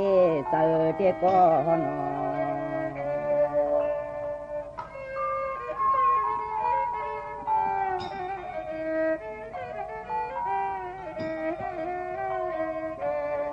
ในแต่ปีแต่จุนต่อแสงนวลน้องนาอ้วนนวลหมอกกลางมือ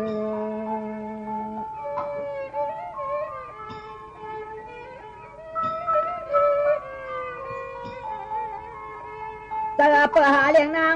ลองตังขั้นหามปานามีสังเกตในมีดีตั้งแต่ในลองขั้นในที่เป็นปันให้มันมีเอาน้องยิงนะ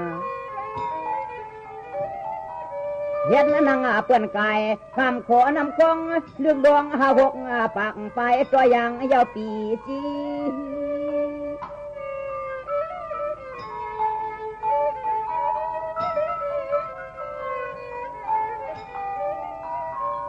มียาลองตางใกล้จำจีตียันจำขุดทามขามการลองให้ลองนาก็เฮาหมอน้อง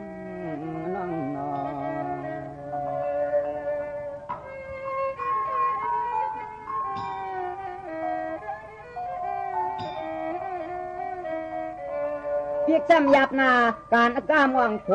กาต่างยันอันยันตัวอีกว่าเพราะว่าเฮาเลยตำเจ็บเปลี่ยนของเฮือน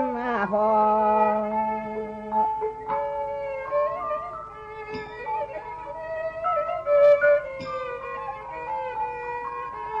ก็หมูจริงเนื้อจริงวันนวลบอกเอเรา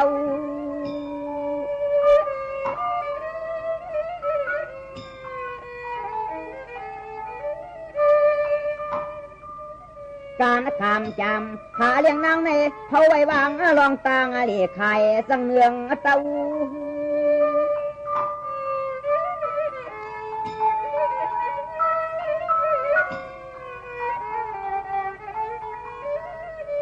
เขาว่าเอากำมันต่อ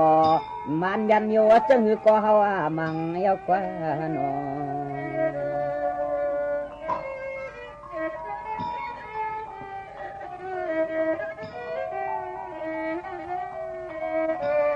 ก็เปิดนั่นใน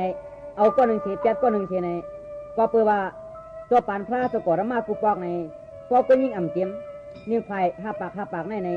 ปรามีมไปเป๊ะในไปถอมทางก่อนหน้าน้องยิ่งหน้า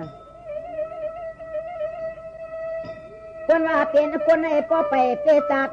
ป้อเมื่อนั่งเจ้าสีทับนี้จะนั่งตาสองเชือกพองสองเตสังป้อไปป้อนี่ฮะน้อง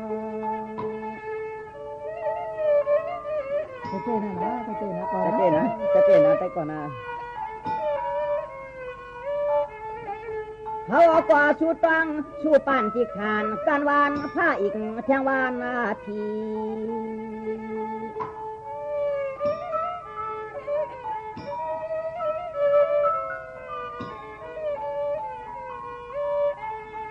วันผู้ตายก็ดีในหลีไรมีลูกเมทนเจียหมื่นเฮียงหกไปถอมหน้าน้องหน้า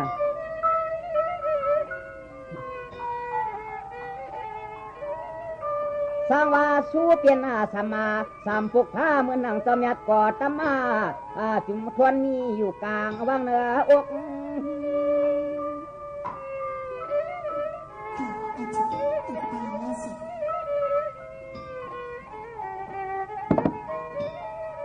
ตกอะไรเปลี่ยนจีนอทวนปออิ่มใส่มือเลยก็ปอหน้าปอการนั่นกว่านอ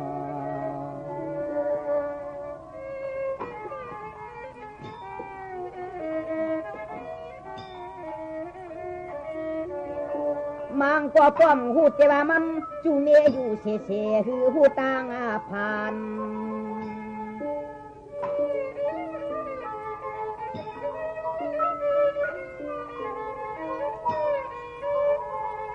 การยกจ้าผู้หลีในทิ้งผู้ยิงอันเฮียงคน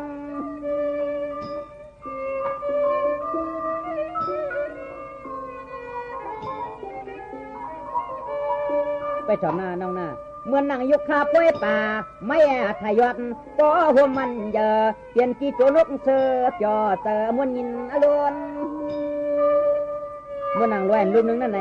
เป็นนกมีกว่าสัพพทายา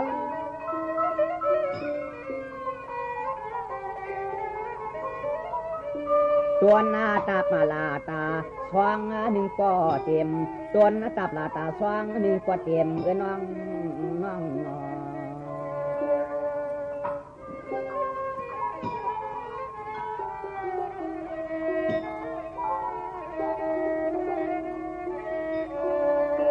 เ เป็นจีนกหมื่นจือมีอ่านเต็มทวน15แห่ง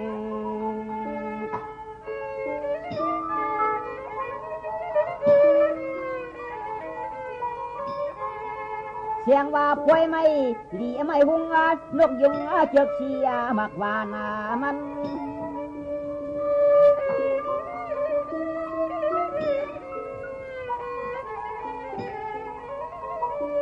เนื้อแก้เมื่อนานางล่าลงปีกมันช่วยยันลาวอยู่ผ้าเหลืองยิงแวงชายเฮืองว่าปัน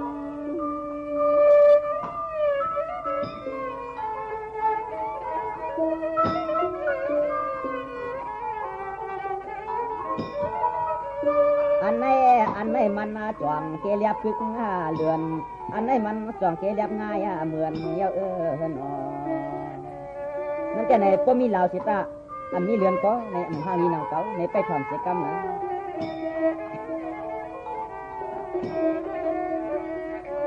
อีสังปอเปียงกินง่ายเมียจามเตียงเฮ็ดน้ำมันตาลดูยังไงเหมือน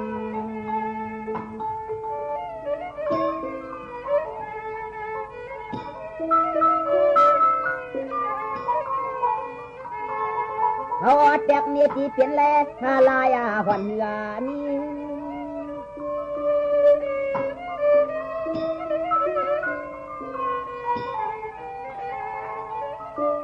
อีสังก็ยาตนาปักแบดสวนเสียนสงตินเคเคลองรอที่เป็นเฮือนพี่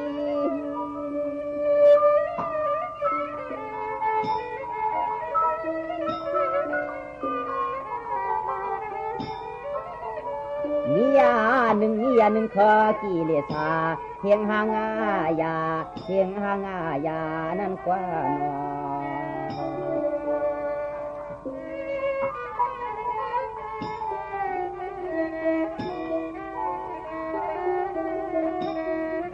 เอาค่ะเลยลือคือลือใจถ่อมได้เพ่งความกับเย้าในคาออในโจกาเดมีลองการศาสนาการเข้าหวานั่นค่ะเนาะพี่น้องเขาดีกว่าอยู่ที่แล้วตั้งแล้วเนี่ยก็ให้รถพี่เขียนกันกูก็กูก้นและยังเอามาดังลอง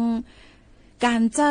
รีเอาเจอ Facebook เนี่ยค่ะให้เป็นพ่อนลีในฝักดอนจุดถึงปอไม่ปีน้องๆเขาค่ะอ๋อปานนึงและปานนึงเนี่ยเรียกลายจอมหนังโจปานแลนำตินนำมือการให้สร้างป้ายวนก้นในคึดตันอลกอันเรียกลายเป็นป่ายกว่ากูวันอำยุดอำยอนกว่าไรและการยุกมุนป้ายทรายป้ายเครื่องจักรป้ายเทคโนโลยีเขาโคของและเครื่องไม้เครื่องมือกำพองป้อนน้ำกับหลายรองหลายเสี้ยนมาจังหนังเอาหุ่นหางเครื่องจักรมาเหตุการณ์เตี้ยนก้นจังหนังไหนก็เดมีนั่นขนาดเนาะโดยเครื่องไม้เครื่องมือตั้งน้ำตั้งหลายนั่นเปิงลงมันฟ้อนมือถือ6 ปาก90ใส่ไลน์วีแชทFacebook โซเชียลมีเดียกันตั้งน้ำด้วยกาว่าในนั่นกำนำเตเจอนั่นก็เดมี Facebook หังเผอมันกูก็กูก้นบางก็มีเป็นหลายอันหลายจื่อป้อลืมหมายเขามัน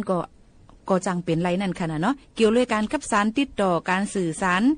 ตั้งหลิกง่ายแล้วไว้หรือตั้งอีเมลเข้าง่ายไว้หรือตั้งเว็บไซต์เลยตั้งหลิกกอลีตั้งเสียงความลาดกอไรนั่นค่ะเนาะตั้งหางต้งหางนิมหลายรองหลายตั้งนั่นค่ะก้อมว่าติดต่อกับสารลองการลองงานลองปืนเผาขายโคกของสินกะลองไต่ท้ำอุบโอเกื้อกลุ่มกันก็ต่อก็กอลีตั้งกลุ่มตั้งหมู่มาตั้งจุ่มกองไงไว้ตั้นหรือหาลองหูตั้งหันนั่นค่ะเนาะไปกะไปขายไปอยู่ลีไปปิ่งอย่าอะไรกูลองค่ะเปิงลงมันก็ตีเลยมีแนงขายอินเทอร์เน็ตเขาก็คนไล่สอกหาอะไรกูลองย้อนนั้นรายการใจตื้อ Facebook กวางขวางจ้อมหนังจอดโตลุมฟ้าถึงกูตีกูตั้งขายยอก็เมืองไทยในการเจอ Facebook นำเดือเปิ้นในลุมฟ้านะคะอ๋อกองการให้ไต้เฮาคาก็เลยเอามาใจตื้อเป็นพ่อนหลีเจอเอค่ะมือกูปอกพี่น้องไต้เฮาเขาอันอยู่ยันไกลป้อมกว่าหากันก็จังฮบนาคาตากันจังอุบจังโอกันลูกหลานกว่าเหตุการณ์ในเมืองไทยเมืองเขนดอกเมืองมาก็จังติดต่อกันต้องถามลัดต่อลัดจากันก็ปองกันข่าวเงากันไล่ลีค่ะเมื่อเร็วได้ก็หรือเสียเตรียมดิกจู้ลัดต่อกันหันหน้าหันกันแทงลูกก่อนค่ะอ๋อโฮมว่าเฮาหมอเจอผู้โครงสร้างผู้เฮ็ดออกเฮาก็เลยหมอเจอตื้อเป็นพ่อนหลีเอค่ะก้อยกาจึงหือก็ลีค่ะนะนอกเนื้อสิให้เฮาออกมาเจอตื้อเป็นการอุบลัดการจ้าตักได้กันถ่ายห่างถ่ายพังกินมวนกินเสื้อกว่าแอวตองเตี้ยวตีเลยก็เอาปืนออกมาในกันเย้า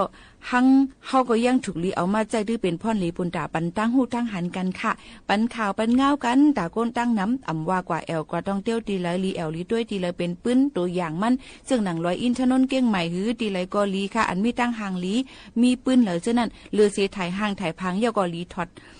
ถ่ายทอดเอาปื้นลองเป็นมาอันเป็นปื้นเจ้านั้นเฮ็ดสร้างไว้เสสืบมาเอาต่อแต่แค่เนกันเลยเสเป็นตั้งหางลีตาเป็นตีเสื้อใจเยาก็ยังเป็นตีปื้นตั้งหูลีเอาลีเห็นหูที่มาเป็นพ่อนลีเต้ๆวาๆเนี่ยค่ะเลเสนั่นเกี่ยวกับไปลองปื้นแลสังฟิงแงลิกไล่เฮาคาแลสังการเจอจ่าเจอคือเฮาคาแลสังการว่านการเมืองเฮาคาแลสังการปั่นตั้งหูตั้งหันก็นั่นก็การกล้าการขายการเฮ็ดหากินเร่งต้องแลเกี่ยวเลยกฎหมายไม่มีปักปึงนอกเมืองในเมืองจะไหนก็จุกลีไลมีพรหลีแล้วก็เอามาเป็นปืนแผ่ว่ากล่าวต่อแต่แค่ในกันจึงเป็นพรดีลงจากพี่น้องเฮาคาเต้ๆค่ะอ๋อปึงลงมันก็ย้อนเก่าลัดย้อมกลมย้ำใหญ่ๆนำดูเซว่าอำเภอเป็นความเซเน่ถังเล็กรูเมาไหวเวงกันเดี๋ยวจำจะไหนก็ย่ำยอกตอกสัตว์เต็กเนกไปวนกันเลยเสอย่าให้เป็นลองเถงเอาไปเอาก้านกันนั่นยังฉุกไลปันนาตายุกยองเปลี่ยนไปวนแม่แถมถอนปันตั้งหูกันแลย่อมหับกันยองกุ้นย่อมหมุนกันไหนค่ะปันกะตี้กันแลพิษถูกเบิ่งปลายกันซึ่งคือก็ถูกดีไลอ่อนกันมนเมในนั่นค่ะเนาะปันพ่อนลีลงลางปุนตาพี่น้องใต้เอาค่ะเต้ๆดอนตา Facebook ก็กล่าวว่าอำกายยังเป็นสายเส้นตั้งเปิ้งเลี้ยงถ่องปันอันเจอเฮาคามงมองลองพร้อมห่มกันนั่นรู้ก่อนในย้อนนั้นแลเฮาหมอเจอมันก็ได้เป็นพ่อนลีดอนตาเฮาค่ะในอันนี้ก็เป็นปื้นหูตั้งหันฝากดอนจนถึงพ่อแม่พี่น้องเขาออกเขาก็พอไปเต้นางอ้ายรอเมื่อนางเกิดโผล่เกิดปักดังเพชรเตือนออกลายตา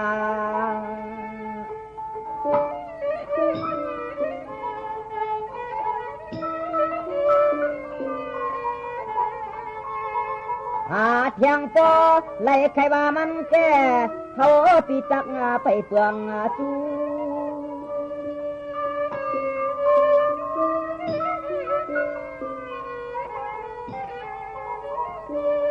ก็ไหลในโลดเตะโลบาญาเมื่อเฮียนลูปางตั้งปอยอู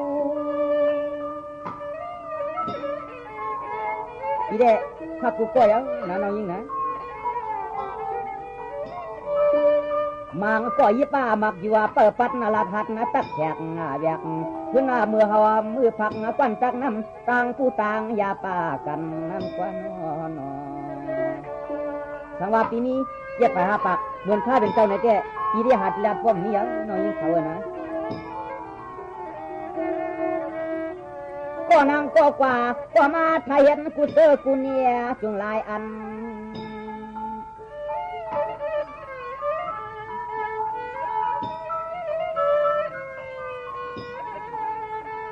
ปานละเอียดนาการนางานอาตานาจุงเจียมมาตัน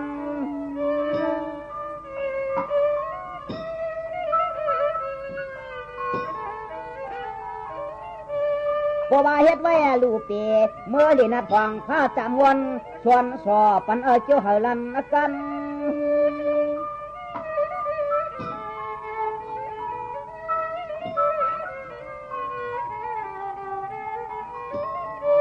มันอาสิมีแย่ไผ่5 ปาก5 ปากอ่านกันขึ้นเมืองพีโมรัดความไงความมาลีไว้หน้านอก็ได้ตู้กว่าปานเก่าสิทัดของมื้อนั้นในเป็นจังไหนยังน้องยิงนะ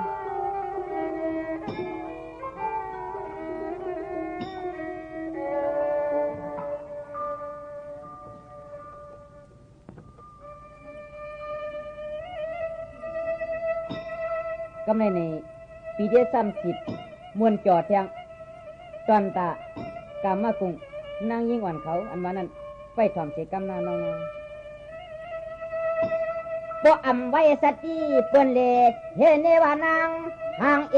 เจเงินเตเป็นเงาปักเปลือง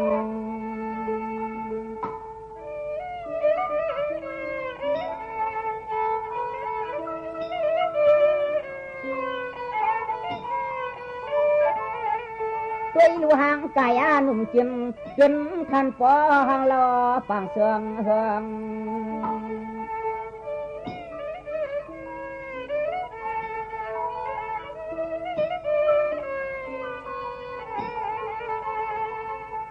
เบื้องห่างนางเตี้ยตัว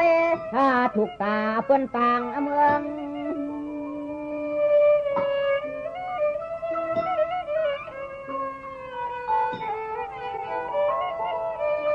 ชมตังหางนาคำฉันป้อนาตังเตือนาทองเปียหูน้องเปลี่ยนไว้ดังซึ้ง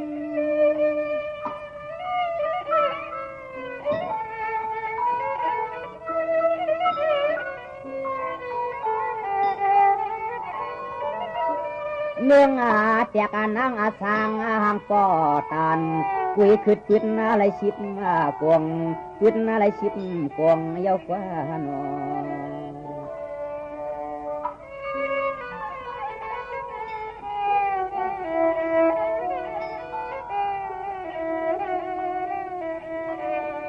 ไว้หน้าสมตาโยผู้หญิงใน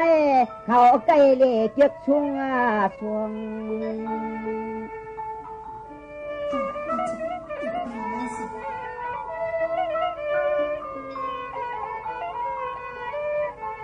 โยงอยาเจอปนีถ้าพิเศษตังเคลมชุมมัดชุมเจงนายกเอานัง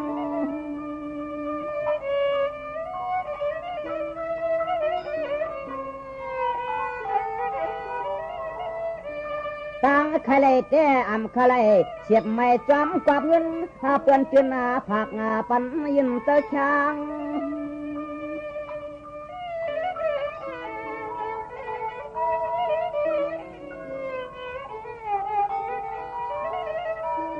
นางหักมาคว้างตรวจฟังวนสางจางมังกวักตัวนาปอเงาโยกี้นอมังก็ได้ไหนที่เปิ้นแต่อำก็เจอกันก็เปิ้นไหนหันเงินหันคำนั่นนะน้องยิ่งนะ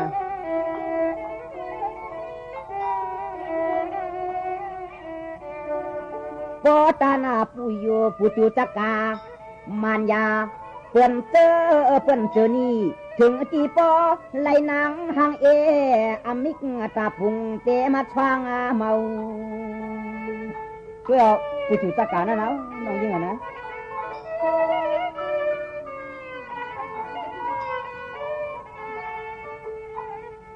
เคยลวงเงินในมันใกล้เอาอาเกหาลุนจุนมาปุ่งทางเบา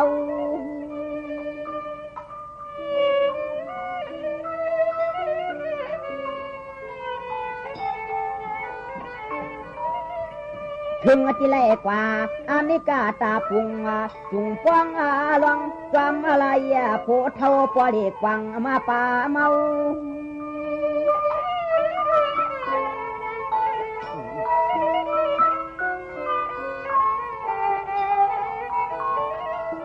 เพราะว่ากินวันขอปุ่งนาสุนัขทายว่าผ่านปอนเจอเปื้อนเย่คำเน่เนอน้อง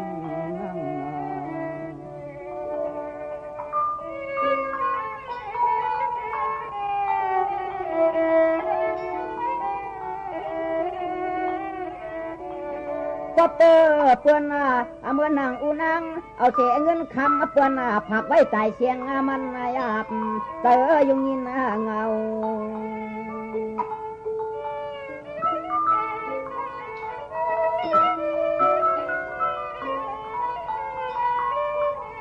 ถึงจีปอแล้วลูกยิงเนื้อทิ้งอับวางเมียงปันเท่ากงโล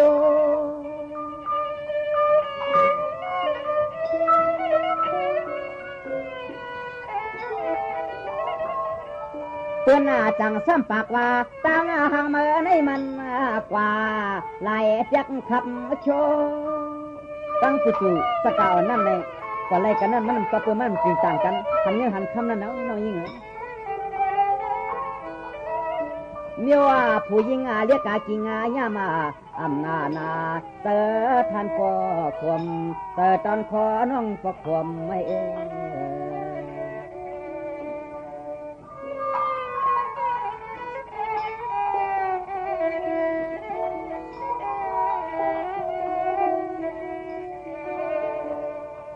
สังว่าที่ในน้องอย่าไว้เปียกฟังไม่จิกจอมันนอนแสงน้องควันรวม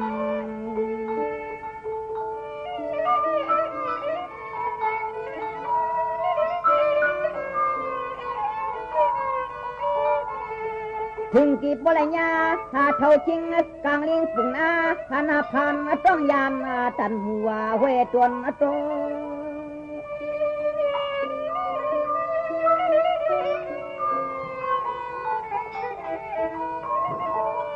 ยดูโตคิงยิงนางแต่อำตัวต่อพอได้หันเปื้อนพอปิ่นกันย่องอามย่อง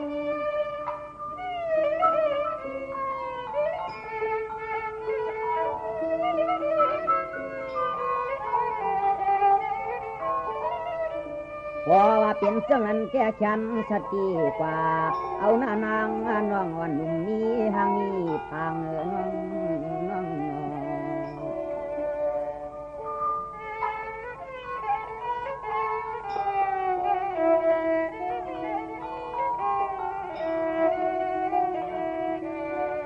พอวันนั่งปูจูตะกาตาวันมุงตัวอีเจโกไลชุมห่างปักพัง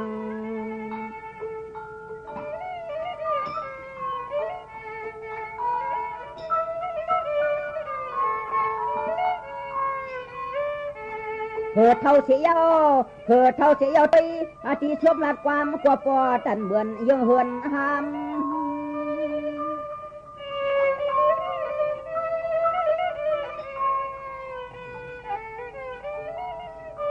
อามเจเมื่อเจอมวนเปียบจอนวลห่วมนุ่มนอในก็มีลองตางเชียนเจนอ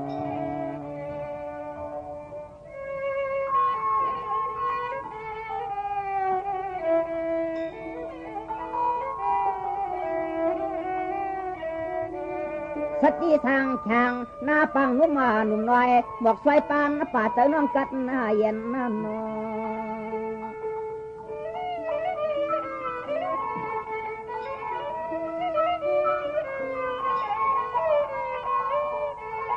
เปลี่ยนเจ้าไหนยานางนากางตันทีเม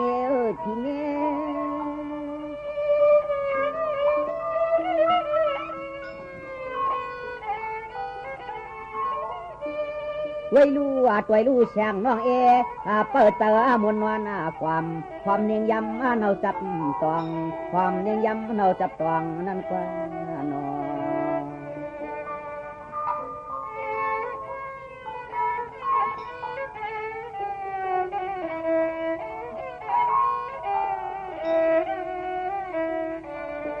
ตานั้นแหละตานทางเวแควเจียงเติมเราปีเฮาเช็ดผู้เมื่อฟังในคำทำเตียมันเชียน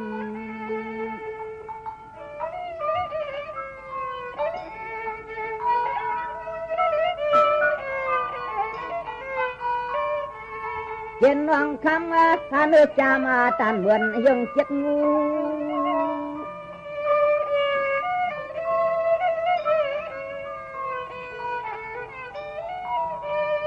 ประมาณตานยัง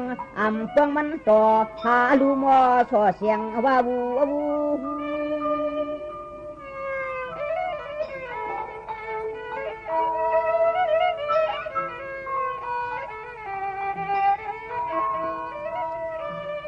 หัวคงตาลึกลูกเราเอาเท่ามันก็พอหึงไว้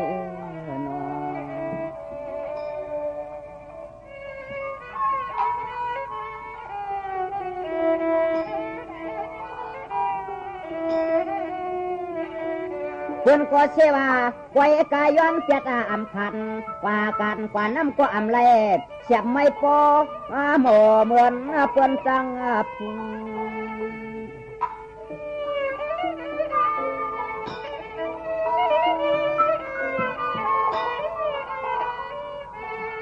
ถึงที่โพลย้อนขายิงขาใจหาที่โพทนก้นเท่ามาไว้หามมา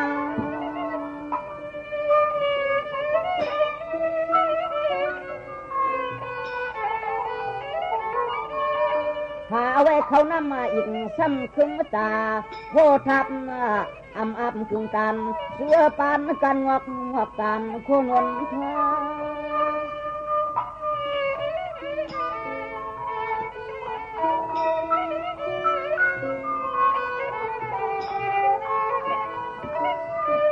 หญ้าวกมาเพื่อที่เลยก็ทำลัดพอแม่เตือนเจ้าไว้ฉันอันว่ามันเขาเห็นละเชลูกเนี้ไฟจวมหลังนั่นเย้ามา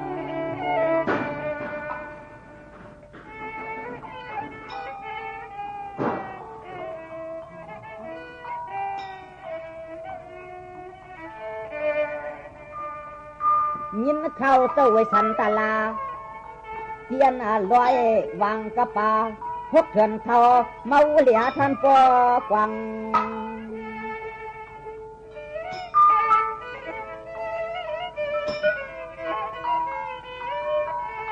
สั่งไรมาขยิงข้าใจสั่งเจสม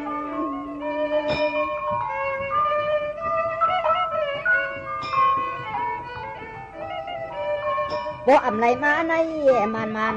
หาเจจัดวังอายุเฮาหมอปันเที่ยงกำอันวม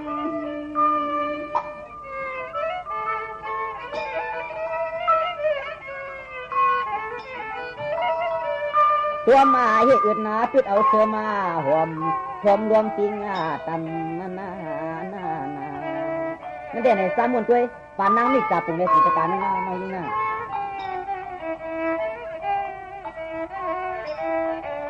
ผู้เท่าก็เขาเถื่อนเหมือนหากัญญาจารีที่อีกน้องต้องเจ้ายันเห็นละเสหัวเมมาตีที่หูกวนหัน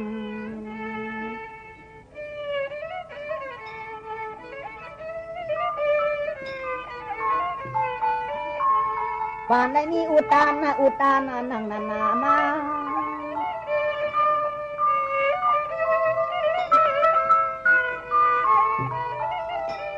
บ่เตียกกว่าอุปมาอำเสียงมีแก่นำปนอาลา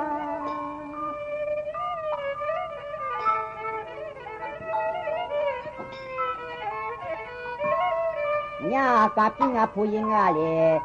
ทรงก็ทงเจงเงินนำทรงก็ทงเจงเงินนำนั่นกว่าเนาะ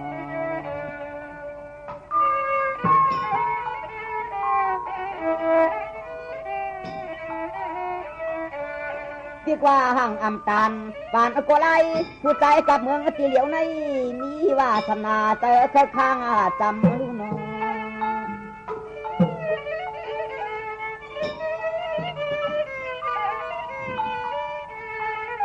นำเขาเงินเสื้อตุนน้ำโกชุ่ม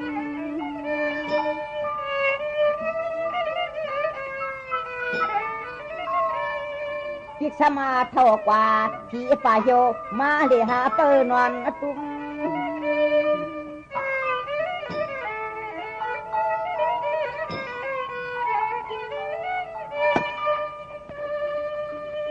ชุ่มมากอบล้อผ้าตานาตาในมันเบือกล้อมเลือกหญ้าจ้าเสียนาสาวนั่นเนาะ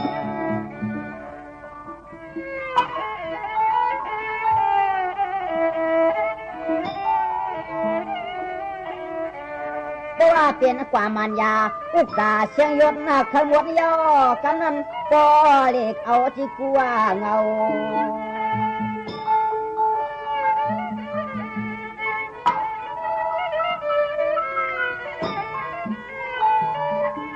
เขาผู้หญิง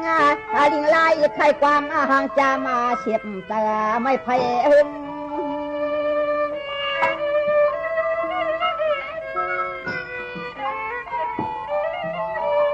พอป้อเป็นนางเมตตาเชิดจาหักกันแก้อำเจ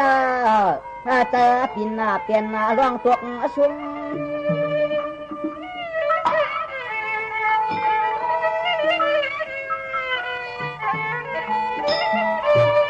ผมมาไม่ห้างอาลังกวักเงินในอำเจ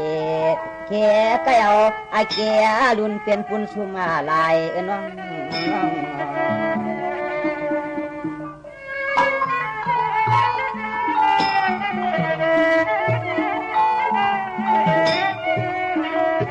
อยู่กว่าอยู่มา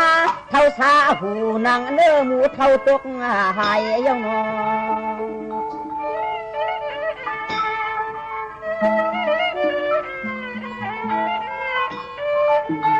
ไอ้เปิ้นเหมือนหังปัวเด็กกวางเมา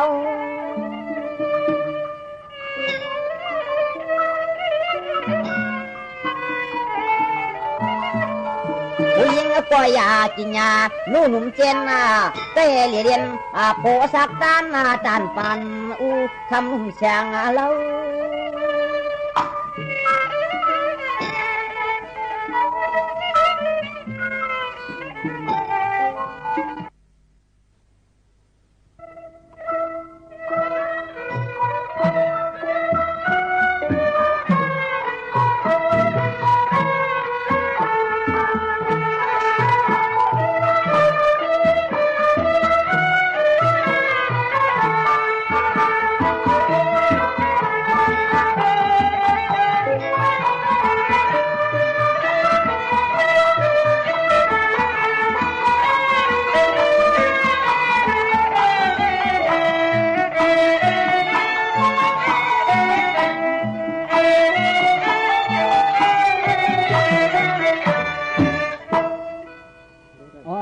แต่มึงทำลายเขาในไผ่ตั้งตกมีสังไผ่ตั้งออกมีสังไผ่ตั้งตันมีสังมันนั่นแต่เขาเตี้ยวถึงว่ามุนยุกยองต่างสูงไว้ก็เปิดเป็นน้ำดินหินผาเวียงทำลายเขาในไปถ่อมเสกรรมขาในแก่ขาแต่คุกควรวนออกกองอริยาปืดชังปุนตักทำหาคำการอารมณ์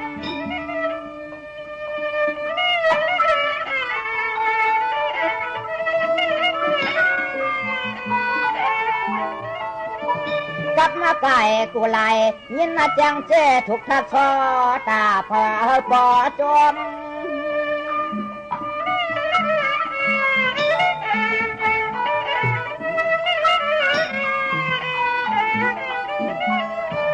ยามาทีเดียวในรวมกะเลียงกะตาพวกมาฟังกลางวังคอหอยเจนอ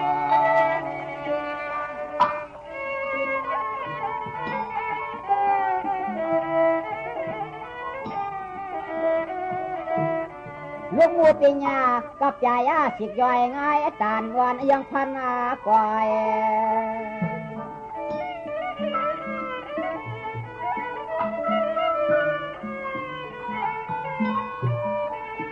ลอยอาปังเจ้าคุณเจ้านางปิ่นกันมาตองยิน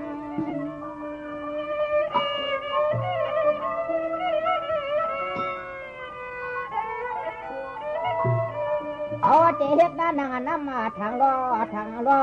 อดนาฝัดจันนาลิ้น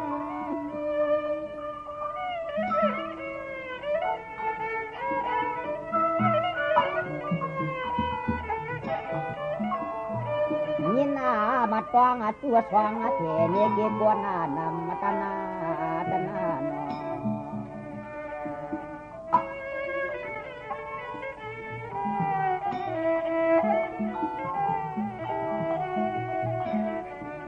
ใครนี่ลักมาลาเสียชาลายคำโยนี่เจ้าเขาอยู่นอกน้ำคำมาจำนั่นนอง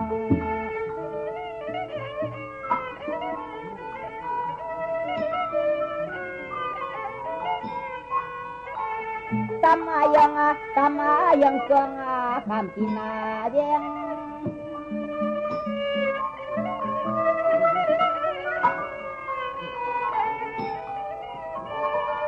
นั่นแก่ตัวกว่าไฟว่ากามุว่ากาน้ำกันยังนี่ถัดคำเรื่องตามปอเปลี่ยนเปิ้นตัวแย่ง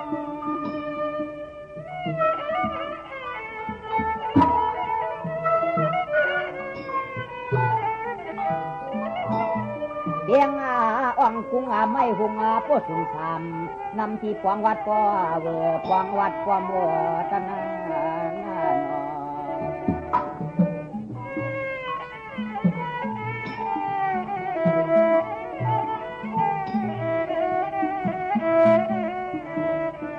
ด้วยไว้ภายห้องสองสามนาล้านเมื่อเธอจนชุดมาเลย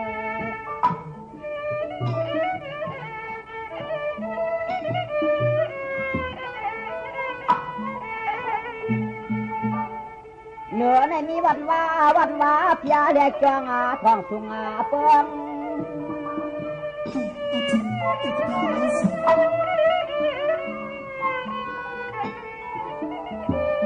ในแก่เปิ้นว่านวงปังฟังจำตรงนาน้ำปุยเรือนมาปาวานาภายชายเมือง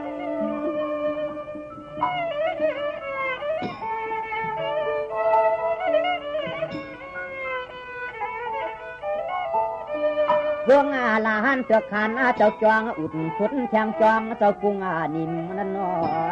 น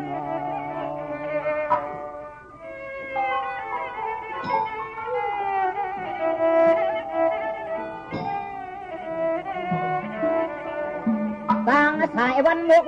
ตรงเตียนเนียนกึ่งอะไรมาจิ้ม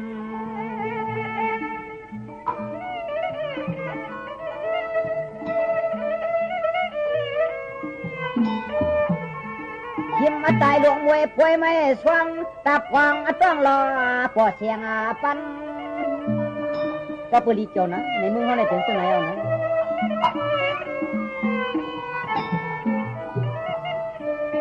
เป็นไว้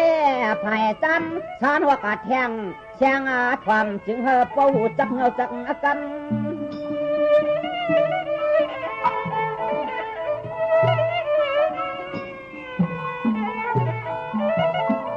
มันจ่าเกสำเนียแทงเสยงหงอุตายายดนายานั่น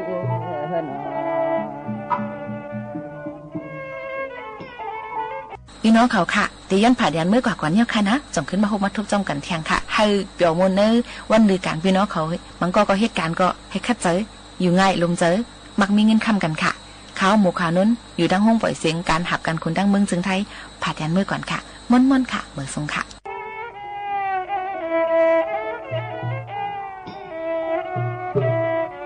เมียเพียงปล่อยมายุงปองจวงหลวงชิมตานเปิ้นลัดหา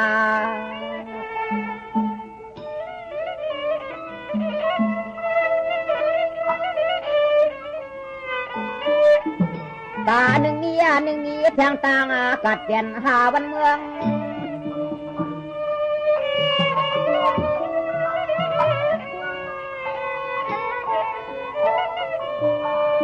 ล้านขวางตั้งเขาเมื่อต่อยัดอิงกินทันไฟใจจำเสือชุงขึ้นแรงเปือง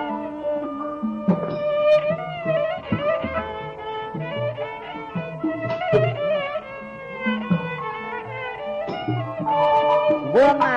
ตีวงหลับจองปังจำไม่หุงเอื้อมกึกกันนั่น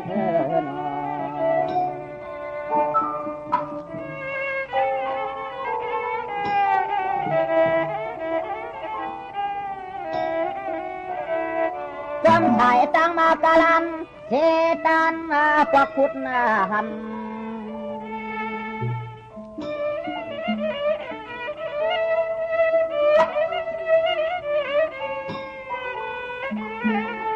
มันเจ๊คุณนำคุณเนี่ยเพียขายยอง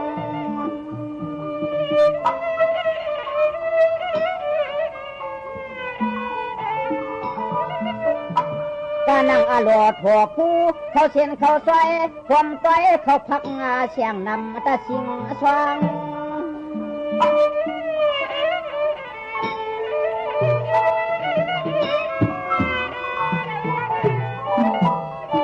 ว่าง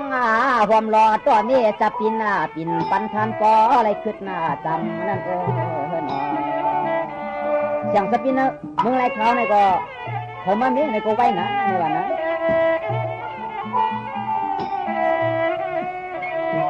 เฮ็ดนายใหญ่กันลงมาป้ากันใจทุนซ้ำต่างจอกจวนน้ำมันนำ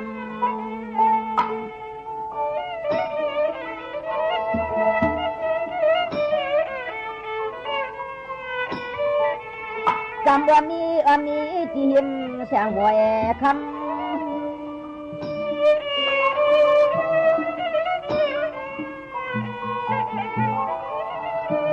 ในก็เพราะว่าซาในเพราะว่าใครในปอมเตยอย่าไว้อำกันนางรัดเมเทกายกะยองอตัม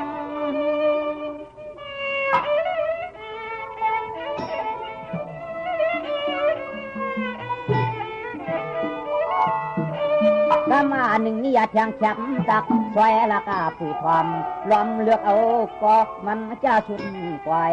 ล้อมเลือกเอาก็มันจะสุดปล่อย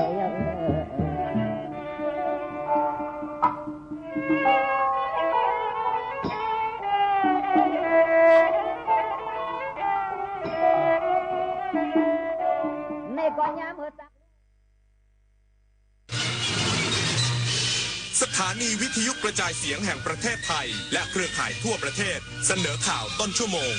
รู้เร็วรู้จริงเกาะติดทุกสถานการณ์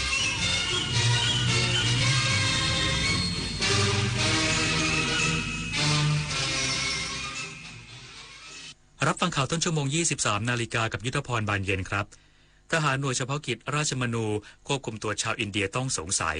อาจลักลอบไปทำงานให้แก๊ง call center ใกล้จุดข้ามแดนชายแดนไทยเมียนมาอีกสักครู่กลับมาติดตามรายละเอียดครับความใส่ใจเข้าใจของครอบครัวและสถานศึกษาคือภูมิคุ้มกันสำคัญในการที่จะหยุดปัญหาท้องไม่พร้อมได้ร่วมป้องกันการตั้งครรภ์ในเด็กและเยาวชนด้วยการสร้างความรู้ให้เด็กได้เข้าใจ และตระหนักในคุณค่าของตัวเองมีเป้าหมายชีวิตมีทักษะที่จะปฏิเสธและหลีกเลี่ยงป้องกันได้อย่างถูกต้องเพื่อหยุดปัญหาท้องไม่พร้อม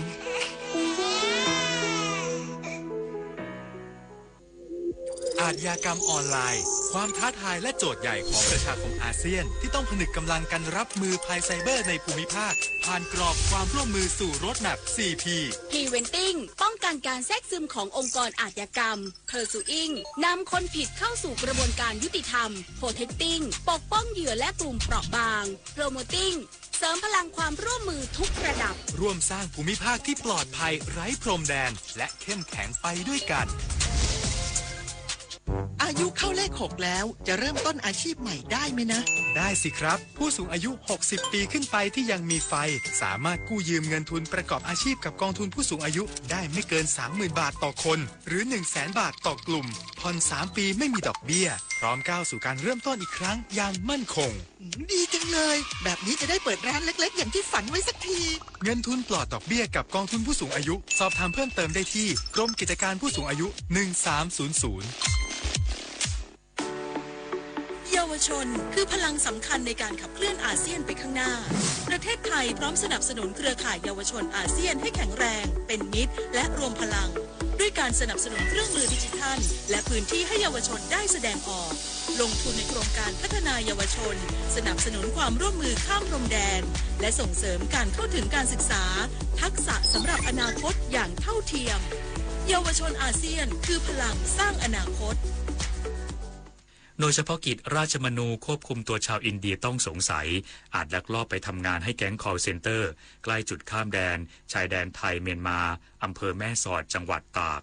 ทหารหน่วยเฉพาะกิจราชมนูกองกำลังนเรศวรลาดตระเวนและเฝ้าตรวจบริเวณวัดท่าสายโทรเลขตำบลท่าสายลวดอำเภอแม่สอดจังหวัดตากตรวจพบชายสัญชาติอินเดียจำนวน2 รายมีพฤติกรรมต้องสงสัยคล้ายจะลักลอบข้ามแดนซึ่งต้องสงสัยว่าอาจจะข้ามแดนไปทำงานให้กับแก๊ง call center ในฝั่งประเทศเมียนมาจากการตรวจสอบพบเอกสารเดินทางถูกต้องและยังไม่หมดอายุเจ้าหน้าที่ทหารจึงได้นำตัวมาซักถามก่อนลงบันทึกประจำวันที่สถานีตำรวจภูธรแม่สอดและประสานให้เดินทางกลับกรุงเทพมหานครทั้งนี้หน่วยเฉพาะกิจราชมนูกองกำลังนเรศวรยังคงลาดตระเวนและเฝ้าตรวจบริเวณแนวชายแดนเพื่อป้องกันการลักลอบข้ามแดนหรือการกระทำที่ผิดกฎหมายดิเรกปินตาแก้วสวทแม่สอดรายงานจังหวัดสุราษฎร์ธานีร่วมกับท่าอากาศยานสุราษฎร์ธานีและหน่วยงานที่เกี่ยวข้องฝึกซ้อมแผนฉุกเฉินท่าอากาศยานเต็มรูปแบบให้เป็นไปตามมาตรฐานเตรียมความพร้อมเจ้าหน้าที่หากเกิดสถานการณ์จริงเพื่อสร้างความมั่นใจให้กับนักท่องเที่ยวและผู้ใช้บริการนายนันทวัฒน์เจริญวันรองผู้ว่าราชการจังหวัดสุราษฎร์ธานีฝึกซ้อมแผนฉุกเฉินท่าอากาศยานเต็มรูปแบบประจำปี 2568 เป็นไปตามข้อกำหนดขององค์กรการบินพลเรือนระหว่างประเทศและสำนักงานการบินพลเรือนแห่งประเทศไทยการฝึกซ้อมครั้งนี้จำลองเหตุการณ์การเกิดอุบัติเหตุเครื่องบินตกกระแทกพื้นขณะลงจอดเนื่องจากฝนตกหนักลมแรงซึ่งหลังรับแจ้งเหตุจากท่าอากาศยานสุราษฎร์ธานีได้ตั้งศูนย์ปฏิบัติการฉุกเฉินหรือ EOC เพื่อบูรณาการหน่วยงานด้านความมั่นคงหน่วยกู้ภัยหน่วยแพทย์ฉุกเฉินหน่วยบรรเทาสาธารณภัยและหน่วยงานประชาสัมพันธ์ข้อมูลข่าวสารเข้าควบคุมสถานการณ์โดยการฝึกซ้อมตั้งแต่บัญชาการเหตุการณ์การระดมกำลังเจ้าหน้าที่เครื่องมืออุปกรณ์กู้ภัยต่างๆเข้าพื้นที่ควบคุมเพลิงช่วยเหลือผู้บาดเจ็บออกจากที่เกิดเหตุนำส่งโรงพยาบาลจัดข้อมูลข่าวสารแถลงข่าวสถานการณ์เพื่อลดความตื่นตระหนกทั้งนี้การฝึกซ้อมดังกล่าวมีเป้าหมายเพื่อลดผลกระทบหากเกิดเหตุขึ้นจริงนำไปสู่การแก้ไขเพื่อการปฏิบัติงานมีประสิทธิภาพยิ่งขึ้นลดความสูญเสียทั้งชีวิตและทรัพย์สินสร้างความเชื่อมั่นให้นักท่องเที่ยวทั้งชาวไทยและชาวต่างชาติดารารัตน์สืบศรีสุขทีมข่าวสวท.สุราษฎร์ธานีรายงานกรุงเทพมหานครผนึกกำลังภาคเอกชนเปิดกิจกรรม Kick Off การจดทะเบียนสัตว์เลี้ยงชูเป้าปลุกจิตสำนึกรับผิดชอบต่อสัตว์เลี้ยงนายเอกวรัญยูอมรปานผู้ช่วยเลขานุการผู้ว่าราชการกรุงเทพมหานครและโฆษกของกรุงเทพมหานครเปิดเผยว่ากรุงเทพมหานครร่วมกับบริษัทเซ็นทรัลพัฒนาจำกัดมหาชนบริษัทเมเจอร์ดีเวล็อปเมนต์จำกัดมหาชนและศูนย์การค้าเซ็นทรัลอีสต์วิวจัดกิจกรรม Kick Off การจดทะเบียนสัตว์เลี้ยงกรุงเทพมหานครระหว่างวันที่2 ถึง 3 สิงหาคม 2568 เวลา 10 นาฬิกาถึง 18 นาฬิกา ณลานโปรโมชั่นชั้น1ศูนย์การค้าเซ็นทรัลอีสต์วิวโดยมีเป้าหมายเพื่อส่งเสริมให้ประชาชนตระหนักถึงความสำคัญของการจดทะเบียนสัตว์เลี้ยงอย่างถูกต้องตามข้อบัญญัติของกรุงเทพมหานครพร้อมยกระดับคุณภาพชีวิตของสัตว์เลี้ยงและเจ้าของให้ดียิ่งขึ้นกิจกรรมภายในงานออกแบบให้เหมาะกับทั้งผู้ที่เลี้ยงสัตว์และผู้ที่กำลังสนใจอาทิการเสวนาให้ความรู้จากผู้เชี่ยวชาญด้านสัตว์เลี้ยงและภาคีเครือข่ายต่างๆการเปิดพื้นที่ให้อุปการะสัตว์จากศูนย์พักพิงสุนัขกทมรวมถึงการให้บริการฉีดวัคซีนป้องกันโรคพิษสุนัขบ้าฉีดไมโครชิปตรวจสุขภาพเบื้องต้นและไมโครกรูมมิ่งโดยไม่เสียค่าใช้จ่ายโฆษกของกรุงเทพมหานครย้ำว่าการจดทะเบียนสัตว์เลี้ยงไม่เพียงเป็นการปฏิบัติตามกฎหมายเท่านั้นแต่ยังเป็นการแสดงออกถึงความรับผิดชอบในฐานะเจ้าของสัตว์เลี้ยงซึ่งจะนำไปสู่การดูแลสุขภาพสัตว์การป้องกันโรคและลดปัญหาสัตว์จรจัดในระยะยาวกรุงเทพมหานครขอเชิญชวนประชาชนผู้รักสัตว์มาร่วมงานพร้อมนำน้องหมาน้องแมวมาใช้บริการด้านสุขภาพฟรีและร่วมเรียนรู้ข้อบัญญัติเกี่ยวกับการดูแลสัตว์เลี้ยงเพื่อให้เกิดความเข้าใจที่ถูกต้องและพร้อมดำเนินการจดทะเบียนสัตว์เลี้ยงอย่างครบถ้วนศัพทวีศรีวิบูลย์รายงานจบข่าวยุทธพรบานเย็นอ่านรับฟังข่าวครั้งต่อไปเวลา 6 นาฬิกาครับติดตามข่าวที่นำเสนอไปแล้วได้ที่ www.thainews.prd.go.th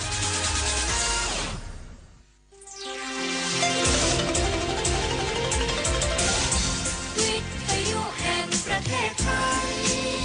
ให้ความรู้คู่ความสุข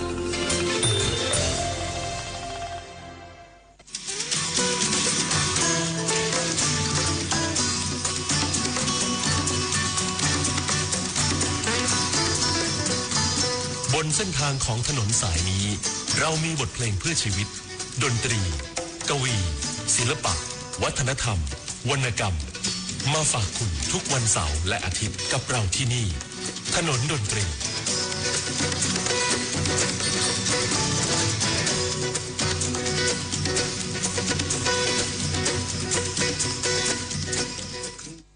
ถนนดนตรีไลฟ์เดือนสิงหาคมพบวงร็อกในตำนาน40 ปีวิโอลานโปรเจกต์แทนความห่วงใยปรารถนาอย่าหยุดยั้งพลังร็อกร่วมดำเนินรายการโดยมาโนดพุทธาวันศุกร์ที่8สิงหาคม2568เวลา 18 นาฬิกาณห้องออดิทอเรียมอาคารศูนย์ปฏิบัติการถนนวิภาวดีรังสิตดินแดงกรุงเทพติดต่อเข้าชมฟรีได้ที่ Facebook ถนนดนตรีเรายังเป็นนักเดินทาง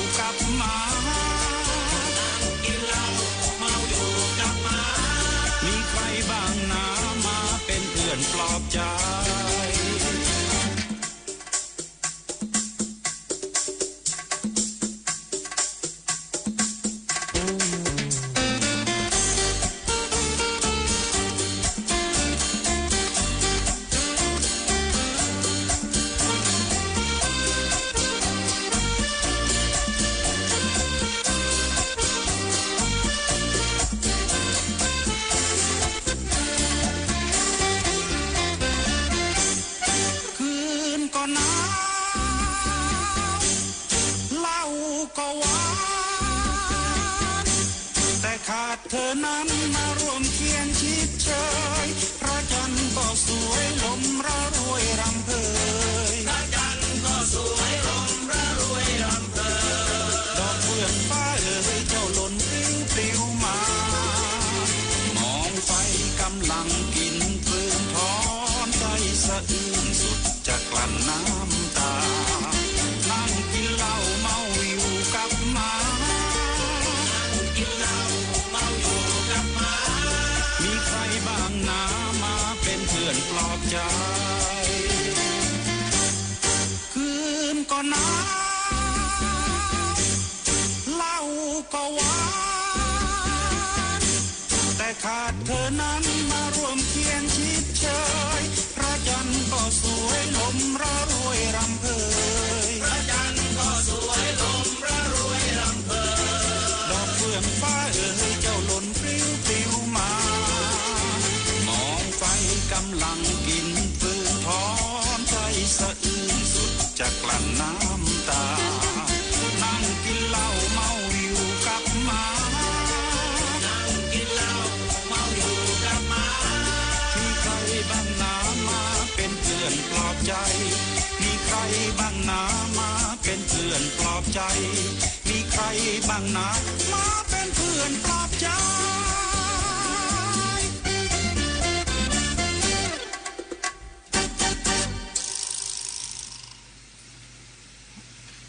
ด้วยลีลาท่าทางเวลาที่อาจารย์อยู่บนเวทีแล้วไม่ต้องห่วงนะครับแล้วก็เป็นท่าร้องเพลงที่สวยมากๆเลยแต่ท่ามกลางการสื่อสารนั้นก็คืออาจารย์แกรู้เรื่องของภาษาใบ้ด้วยนะครับจะถ่ายทอดออกมาให้กับคนที่นะครับไม่ได้ยินมาจะรับรู้ว่าสื่อสารด้วยอะไรนะครับคืนเหงาเล่าหวานของคนดันเกวียนก็เข้ามาในไลน์ของทนดนตรีแล้วก็แบบฟอร์มที่ขอเพลงกันวันนี้ขอเพลงไม่มากนะครับแอดมินช้างน้อยส่งมาก็จำนวนวันนี้ไม่ถึง10 เพลงเองหายไปไหนกันหมดนะฮะหรือนั่งฟังเพลินแล้วก็ทาง0816346452ก็ไม่มากนะครับฉะนั้นก็เปิดเพลงแบบสบายๆมีเพื่อนรักนักออกแบบทุนวสันต์วงสว่างอยู่ที่ลำปางบอกว่าคนจัดเพลงสุดยอดครับตามอารมณ์นะฮะแล้วก็มีขอบ้างตามอารมณ์พาไปแล้วบรรยากาศที่ต่างๆที่เราฟังกันอยู่แต่ที่เราอยู่การรับฟังแล้วได้มีความสุขอยู่ท่ามกลางเสียงเพลงแล้วก็บ้านนั้นอบอุ่นหรือสถานที่พักผ่อนต่างๆหรือสถานที่ต่างๆที่เรามีความสุขนั้นบรรยากาศของคนที่เฝ้าอยู่ตามชายแดนแน่นอนครับเขาลำบากแล้วก็ไม่ได้มีความสุขแล้วก็ต้องคอยระแวดระวังเฝ้าระวังในเรื่องของศึกสงครามภัยสงครามที่อยู่ในขณะนี้ให้กับเราเป็นแนวหน้าให้กับคนที่อยู่ข้างหลังได้มีความสุขและปลอดภัยดังนั้นก็ขอให้เป็นกำลังใจเห็นร้านค้าร้านรวงที่ไม่คิดเงินยึดทองให้กับทหารท่านผู้ที่เป็นทหารท่านก็เกรงใจเพราะว่าผู้บังคับบัญชาแล้วก็บอกว่าอย่าให้ไปรบกวนใครเขาแต่ที่แน่ๆก็คือน้ำใจของพี่น้องคนไทยที่มอบให้ในยามนี้ที่ทหารเป็นรั้วของชาติและยอมเสียสละพลีชีพเพื่อชาติกันไม่ต้องถามว่ามีทหารไว้ทำไมมีคนก็บอกว่าแล้วมีนักการเมืองไว้ทำไมสหายสุราครับ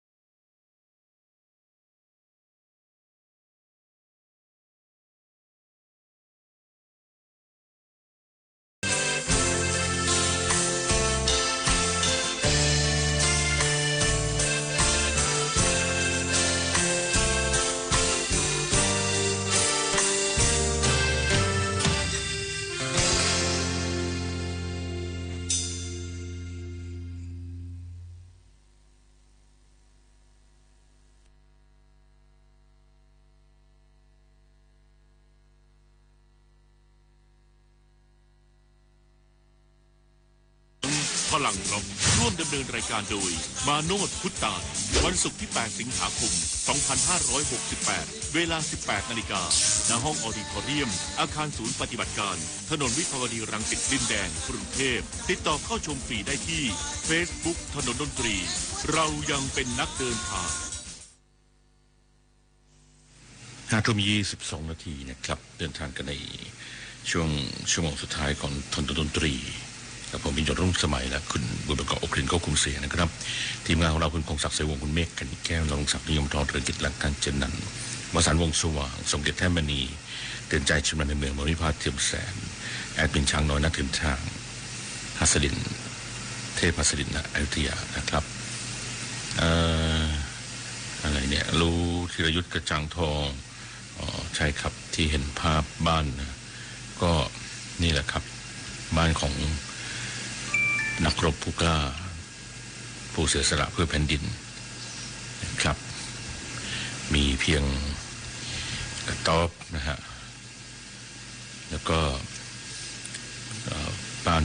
ไม้มาปะผุเอาแล้วก็หลังคาสังกะสีที่เป็นสนิมข้างหน้ามีราวตากผ้านะครับแล้วก็มีจักรยานด้วยนะมีจักรยานแสดงว่าชอบเดินทางชอบขี่จักรยานแล้วก็เป็นมีเอาไปเอาไม้มาตอกปิดไว้นะครับมีต้นไม้อยู่ข้างหน้าบ้านมีถ้วยถังกำลังวางหม้อยังวางอยู่มีเก้าอี้พลาสติกอยู่2 ตัวแล้วก็เสื้อผ้านี่ก็มีผ้าขาวม้ามีเสื้อทหารด้วยนะมีเสื้อยืดสังเกตได้ถ้ามีเสื้อยืดของทหารที่เป็นเสื้อซับในอยู่ด้วยนะครับนี่คือชีวิตของคนที่ไปนะครับไปเสียสละให้เราได้อยู่อย่างมีความสุขนะครับจนลมหายใจสุดท้ายก็จะเก็บไว้เป็นความทรงจำนะครับแล้วก็จะได้มีสิ่งใดที่พวกเราคนเพื่อชีวิตจะช่วยกันได้เราก็จะช่วยกันนะครับสำหรับการดูแลผู้ที่อยู่ข้างหลังทุกท่านด้วยนะครับของผู้ที่เสียสละทหารของเราครับเดินทางกันในครึ่งชั่วโมงสุดท้ายกับเพลงที่คุณขอมาจากประจวบขอเพลงของคาราวานอะไรก็ได้ผมให้เพลงนี้แล้วกันนะครับตาย10เกิดแสนครับ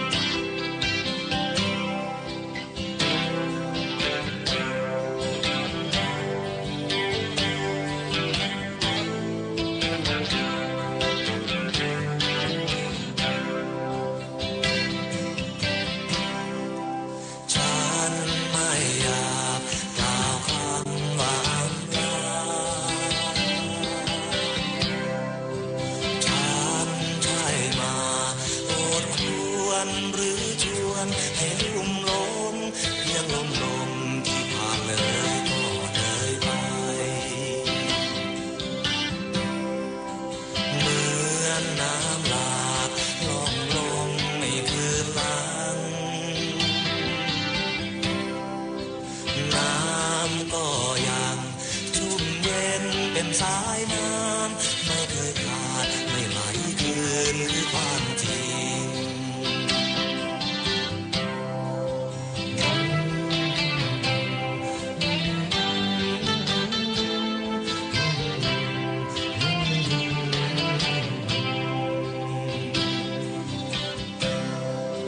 เราพบกันมีเรื่องราวเล่ากันฟังเป็นเหมือนดังภาพเขียนที่เสกสรรบรรยากาศที่ดีและจริงใจ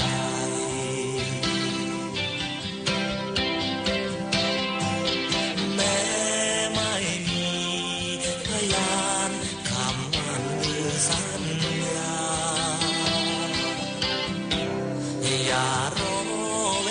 ลาให้ล่วงเลยร่างกายจะร่วงโรยจงโบกโอยโผ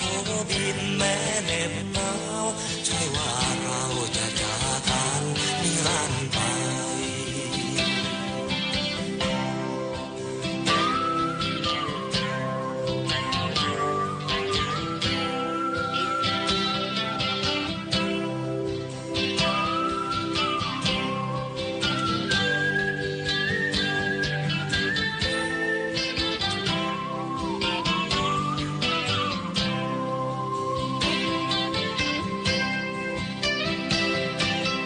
แม้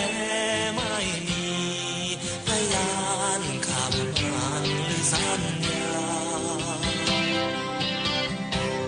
อย่ารอเวลาให้ล่วงเลยร่างกายจะร่วงโรยจงโบกโอยโผบินแม้เหน็บหนาวใช่ว่าเราจะจากกันนิรันดร์ไป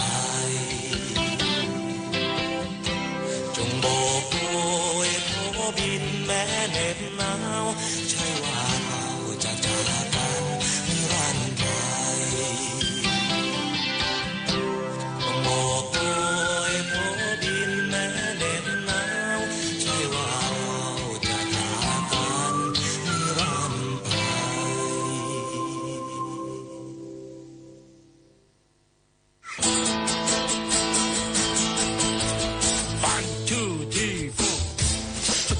เพลงนี้จริงๆแล้วผมเป็นคนแต่งเบื้องต้นเลย แต่แต่งแบบมันเป็นบทประพันธ์บนกระดาษประตูโรงงานปิดแล้วพวกเราจึงคราวมอ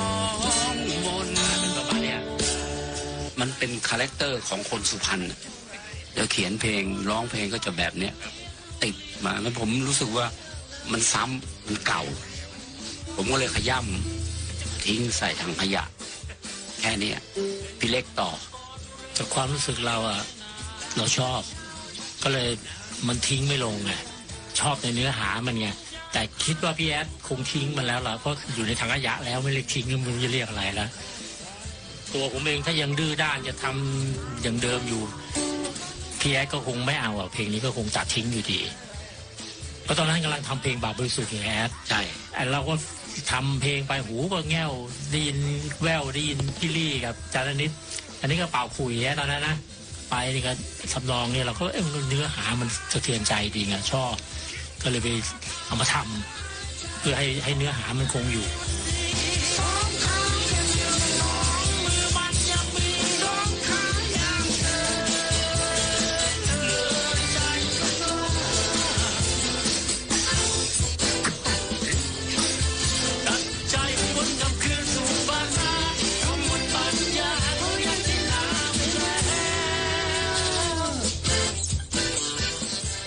รถดนตรีไลฟ์เดือนสิงหาคมพบวงร็อกในตำนาน40 ปีวิโอลานโปรเจกต์แทนความห่วงใยปรารถนา อย่าหยุดยั้งพลังร็อกร่วมดำเนินรายการโดยมาโนดพุทธา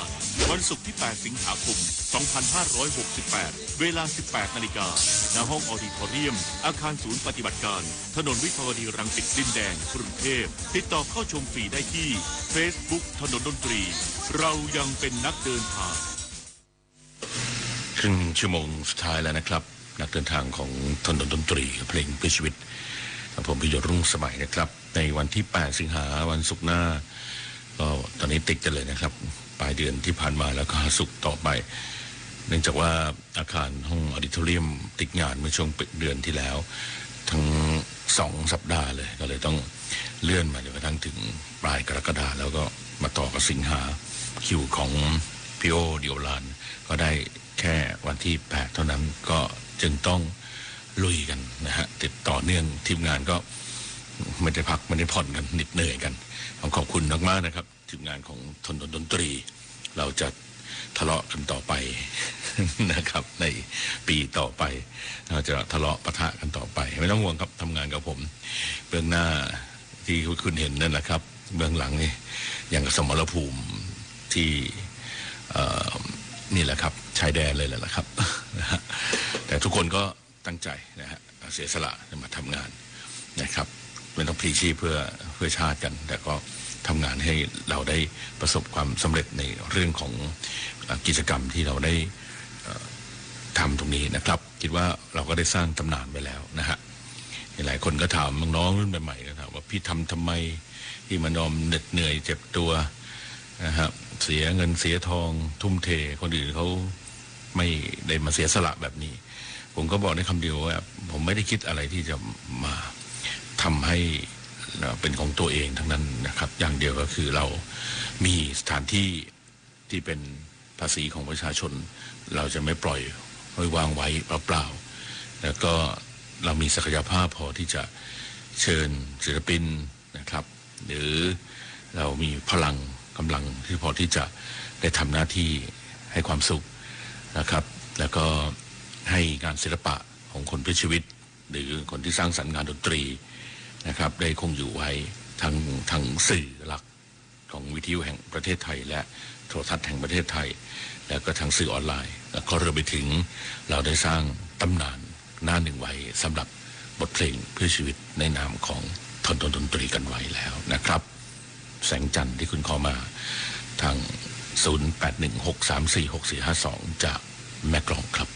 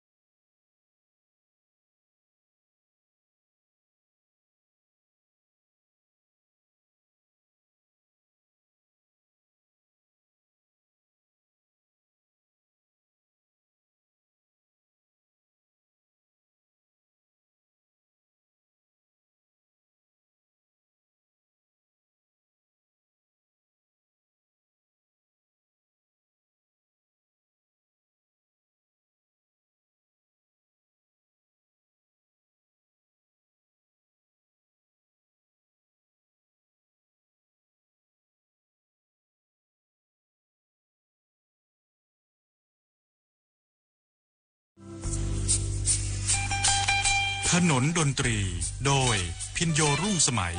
สถานีวิทยุกระจายเสียงแห่งประเทศไทยทุกวันเสาร์และวันอาทิตย์เรายังเป็นนักเดินทาง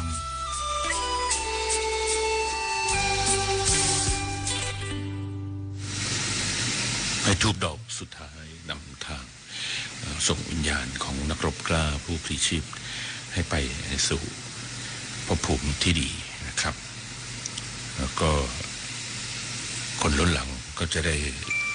จานจดนะครับจดจานความเสียสละของผู้กล้าทุกท่านรวมไปถึงผู้ที่ได้รับบาดเจ็บกันด้วยนะครับขอบคุณคุณผู้ฟังที่ติดตามแล้วก็ชื่นชอบในสิ่งที่ถนนดนตรีได้นำเสนอผมก็จะพยายามสื่อผ่านเรื่องราวในสิ่งต่างๆที่เป็นประโยชน์แล้วก็มีสาระสิ่งที่เป็นนอกเหนือจากความบันเทิงมอบให้กันทุกเสาร์อาทิตย์ 3 ทุ่มถึงเที่ยงคืนทางสถานีวิทยุกระจายเสียงแห่งประเทศไทยกรมประชาสัมพันธ์ขอบคุณทุกท่านที่ติดตามนะครับขอบคุณสวททั่วประเทศที่รับสัญญาณขอบคุณทีมงานและด้านเทคนิครวมในเรื่องของโซเชียลทุกหลายนะครับการออนไลน์ของวิทยุแห่งประเทศไทยนะก็วันศุกร์ที่ 8 สิงหาคมถนนดนตรีไลฟ์นะครับท่านที่จะเข้ามาชมก็ walk in เข้ามาก่อนในช่วงที่เราคอยท่านที่อาจจะมาไม่ได้หรือยกเลิกไปเราก็จะได้ให้ท่านที่มาสำรองไว้ได้เข้ามาชมร่วมกันนะครับเป็นครั้งที่ 8 ของปีที่ 2ก่อนที่จะ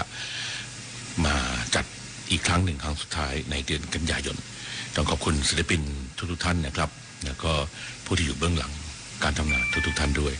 ปีต่อไปในการเดินทางต่อของถนนดนตรีไลฟ์นะครับก็จะได้เพิ่มเรื่องราวของคุณภาพด้านดนตรีมิวสิกไดเรคเตอร์ต่างๆที่จะมาช่วยเราแล้วก็รวมถึงนะครับคุณภาพของโปรดักชั่นที่จะเกี่ยวข้องกับภาพที่จะออกอากาศทางช่อง 11 ทุกวันเสาร์ 4 ทุ่มถึง 5 ทุ่มนะก็รวมไปถึงทางออนไลน์ด้วยก็รวมไปถึงทางด้านของเพจถนนดนตรีนะวิทยุแห่งประเทศไทยด้วยนะครับ